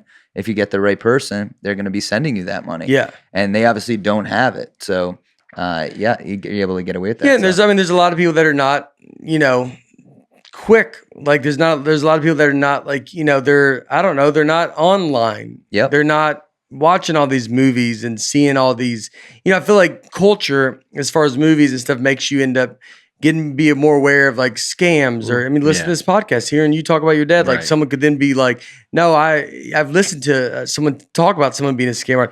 That's in their mind. Yep. And then there's other people that are like, I don't know, I don't talk to really anybody. I go to the store, I come home, I watch this, I watch that. And then they get a phone call. It seems so crazy. How are you calling me? Yeah, my mom's the opposite. She watches so much local news, and there's always some scam on there. She thinks everything's a scam, even if it's not. So if we're like at a restaurant, she won't pay with a credit card. She's like, I'm not letting them leave with my credit card. I'll pay in cash. That's a scam. Yeah. My mom thinks everything's a scam. Yeah. She's the opposite. That's the way to be, though. Yeah. David Hampton convinced New Yorkers that he was the son of Sidney Poitier and got a lot of benefits, got in clubs and stuff like that. Will Smith played him in the movie 6 Degrees of Separation. Oh. That's what that's about? Yeah. I had no idea. Yeah. I can make a movie then. Yeah. If that's the story. Well, that's not what 6 Degrees of Separation means. But 6 degrees means we're all with Yeah. But I mean, he played a scam artist. Yeah. Oh, that's what I mean. I didn't know it was about a scam artist. Yep. So a woman in here just to be, Yeah. This is a very recent one. In fact, it hasn't even gone to trial yet. Elizabeth Holmes, she dropped out of Stanford and she started a company called Theranos. And she claimed she had a machine that could test your blood on the spot and determine any type of illness you had. And it was going to change the medical world. And they were calling her the new Steve Jobs. Mm-hmm. They thought she was the new darling star, but it was all fake. She faked test results, all this stuff to do it. And she finally got convicted. She was worth $4.5 billion. Wow. Now she's worth $0 billion. Wow. That's how big. Because everybody wanted to invest in this company. They thought this is the new big Silicon Valley thing. I feel like you think you start that with her and you're just kind of like hoping that, it's like kind of goofy and then it becomes real. Yeah. You can't stop. Well, and that's even to show you that everybody wants to fall for that. I mean, there's this girl, she's 37. She's a pretty girl. And if she's... Fortune named her one of the world's most disappointing leaders. That's just so funny that they have that list. Yeah, they made that. just the well, you want to be like, it's not a leader. She made up a company. Yeah. Like, to be like disappointing leaders, I mean, I would think it'd be like they actually had an idea. Yeah. That seems like it's made up out of nothing. I mean, I think her company was real, but it was based on this fake product that, that didn't go anywhere. She's married now and her trial was just delayed because she's due to she's pregnant. She's due in July. So they just pushed her trial. That was planned. Yeah. It's a good scam. Yeah, keep having kids. Yep. She has 50 kids, never been able to get to trial. Yeah. Jordan Belfort, we probably know that. Wolf of Wall Street. You know that. This guy, back in the day, people would fall for anything. Victor Lustig had a money box, and he'd show people, put $100 in, and then it would spit out two $100 bill. He said the box just can make money. Mm-hmm. And it was counterfeit, of course. One of them was real, but then the second one that would come out back and people bought it for $10,000. This box that just makes money. Yeah. That's all it was. When was that? This was in the 1920s. Wow. He sold the Eiffel Tower to a scrapyard company.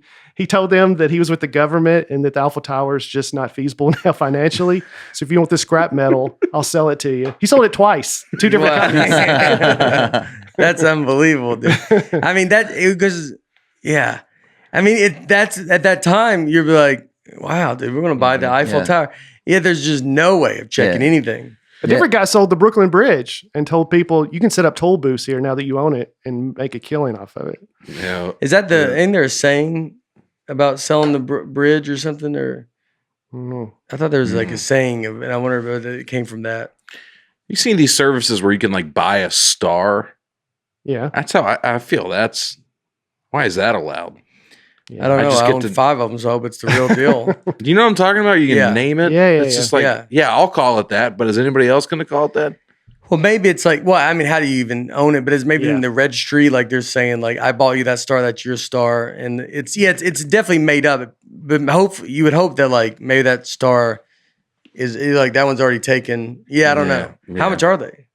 I mean, Interesting. I'll look it up. But yeah, like, it could be who's selling these stars. Yeah. Anybody asking you for money has to raise like some suspicion. Just in general, I think that's the best way to go about it. Yeah. You ask you, what do you need this for? Yeah. If they're telling you that they could help you, it's like you got to think like, what's in it for them? Yeah.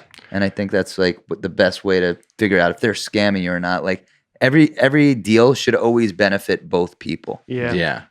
There was a guy who convinced a worker at the Louvre to steal the Mona Lisa. This is back in that. He put it under his coat and walked out with it.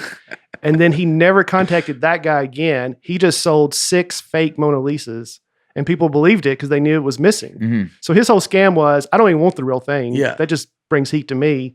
Just you steal it for me, and then I'll sell these 6 fake ones, and people will believe it's real. Wow. And then they got it back. I was like gone forever, right? No, they finally found it. The guy who stole it from them, they found it on him, but the guy who talked him into doing it, they never found that guy. And that guy that's what's crazy is that guy's the real deal. Mm-hmm. Yeah. He's like, you don't be the one that walks out with the thing. Yeah. They're never going to look for me. Right. Smart. Yeah. Yeah. By the way, it's $20 to $100 to name a star, which I guess makes sense. We have a lot of them, like billions. But it is like, so who's nameastarlive.com. I mean, like, who has the rights to this? I mean, who's like, what if this company goes under? Then you're like, now the stars are all, look, is naming a star legit? Oh, Click on you that. can't like buy one through NASA. The answer is yes and no. Names of astronomical objects are agreed upon by the International Astronomical Union, whatever that is. Most stars, especially dim ones, are only given coordinates and a designation in a catalog. Dim ones. There are millions and millions of stars out there with a long string of numbers and letters for a name.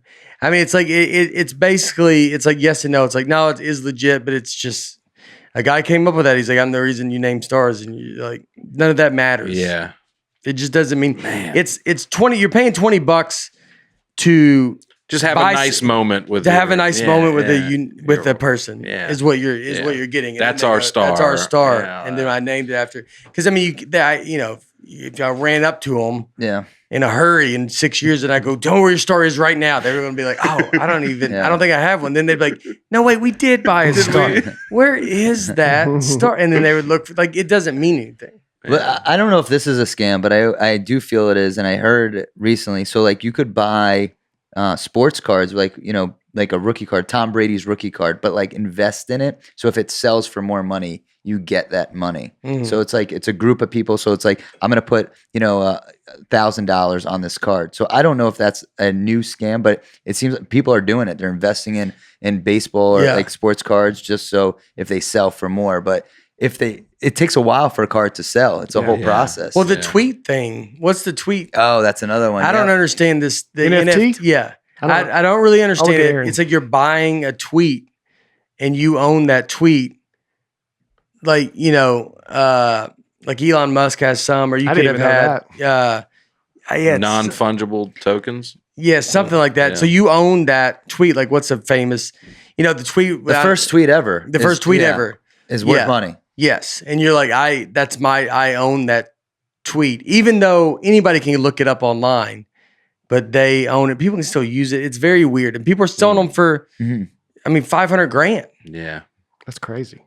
It's all kind of made it like, it's almost like, it's inflated. I feel like we've got too much stuff. Yeah. We're all just trying to like rip each other off. Like it's like, who's ever going to fall for that? Yeah. It's one big Ponzi scheme. Yeah. Everything's a big Ponzi scheme. And you're just hope you don't get caught with like holding the bag when it's all over. Yeah, you always heard those cases of GoFundMe's where people would just say, "Hey guys, That's a classic GoFundMe is a big scam. GoFundMe is huge. Yeah, people asking for money online, Instagram. My dog is sick and needs money for surgery.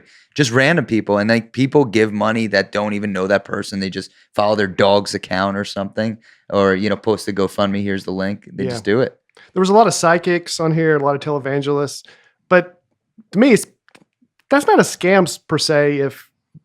Maybe it's a scam, but if you say, give me $500 so, you can be in the 700 club or whatever, people think that's just stealing money, but I think those people believe it's worth it to them. Yeah. It's not like they're lying to you. That's just maybe not the best investment. I don't know. What if there's like, I'm going to talk to your dead dad? Well, the psychic, yes. Sylvia Brown was on here. She was the most famous psychic that would go in Montel and do that. Yeah, I mean, so baby, your dad could fit on all these. Yeah, it'd be a matter about how you wrote it out to be like that. A guy that make millions. You saw that documentary, right? Yeah. That was a crazy. Yeah, that would be your dad, totally. Oh yeah, he'd be involved in that somehow. That would be. But the thing is, he ran it by himself, so he wouldn't want to be involved with like that was an operation kind of. So we're involved, right? It didn't involve. Yeah, well, it's the idea of more people involved, more problems come. Exactly. Yeah. Let me do one more. Yeah, do one more. Titanic Thompson. He was the golf scammer. A golf hustler. He once bet a guy he could drive a golf ball 500 yards using a hickory shaft club, and the guy took him on the bet, and then he waited until winter and drove the ball in a frozen lake. It's kind of like Tin Cup. I'm sure that's where the Tin Cup story came from. I bet it is. But he would do this hustle game where he did pool everything, and he started hanging out with professional golfers. He made $30,000 a year hustling back in the 1930s, and he would hustle these country club guys, and he would beat them right-handed, and then he's like, all right, I tell you what, you want to do double or nothing? I'll play this round left-handed. And he would beat them again because he's really a left-handed golfer. Yeah. He just wouldn't tell him that. So he was the top pool player or golfer. golfer, but he Yeah. also did pool. He did stuff with Minnesota Fats. Yeah, Ben Hogan called him the greatest shot maker ever. Minnesota Fats buried here, Hermitage, Tennessee. Oh yeah. Yep. I forget why really, but my dad, we went to his grave site when we were kids. I don't know why we did that. Yeah, we talked about that on the sports Yeah. episode. I think his girlfriend or something, or he Yeah. retired here or something. Yeah. Yeah. Yeah, Okay. in Hermitage. I met in Yeah. Tulip Grove Baptist Church, where I used to go to church. Kind of crazy, like right there, Yeah. like Minnesota Fats, like such a famous name, Yeah. and just you're like, yeah, it's right there. Yeah. All right, that was fun. I didn't know all the extreme of all this. That's stuff. crazy. Yeah, it's That's deep. so Yeah, That's interesting. wild. Thank you guys. You got a lot of problems, Gary.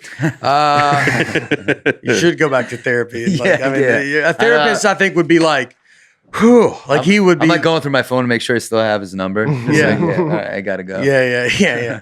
All right, everybody. Yeah, as always, thank you guys very much. Gary Vider, check everything out he does on your web. You have a website. Yeah. GaryVeter.com. Gary, donate there. He's got money thing. Yeah, I gotta go fund it, yeah. GaryVeter.com. The Nateland Live podcast sold out. Do y'all have any dates coming up or Breakfast in the Gout tour. Breakfast in we're the working on Gout that tour now. Nice. coming We'll have out? some Do you have dates. anything? April 7th, I'm doing a show in Lexington. If we have some fans in Yeah. Lexington, Kentucky. Yeah. I think we don't there, but yeah, if we do, go out and check out Aaron Weber, like the grill Weber. Thank you guys, as always. Thanks for watching the special. Always means a lot, truly. See you next week.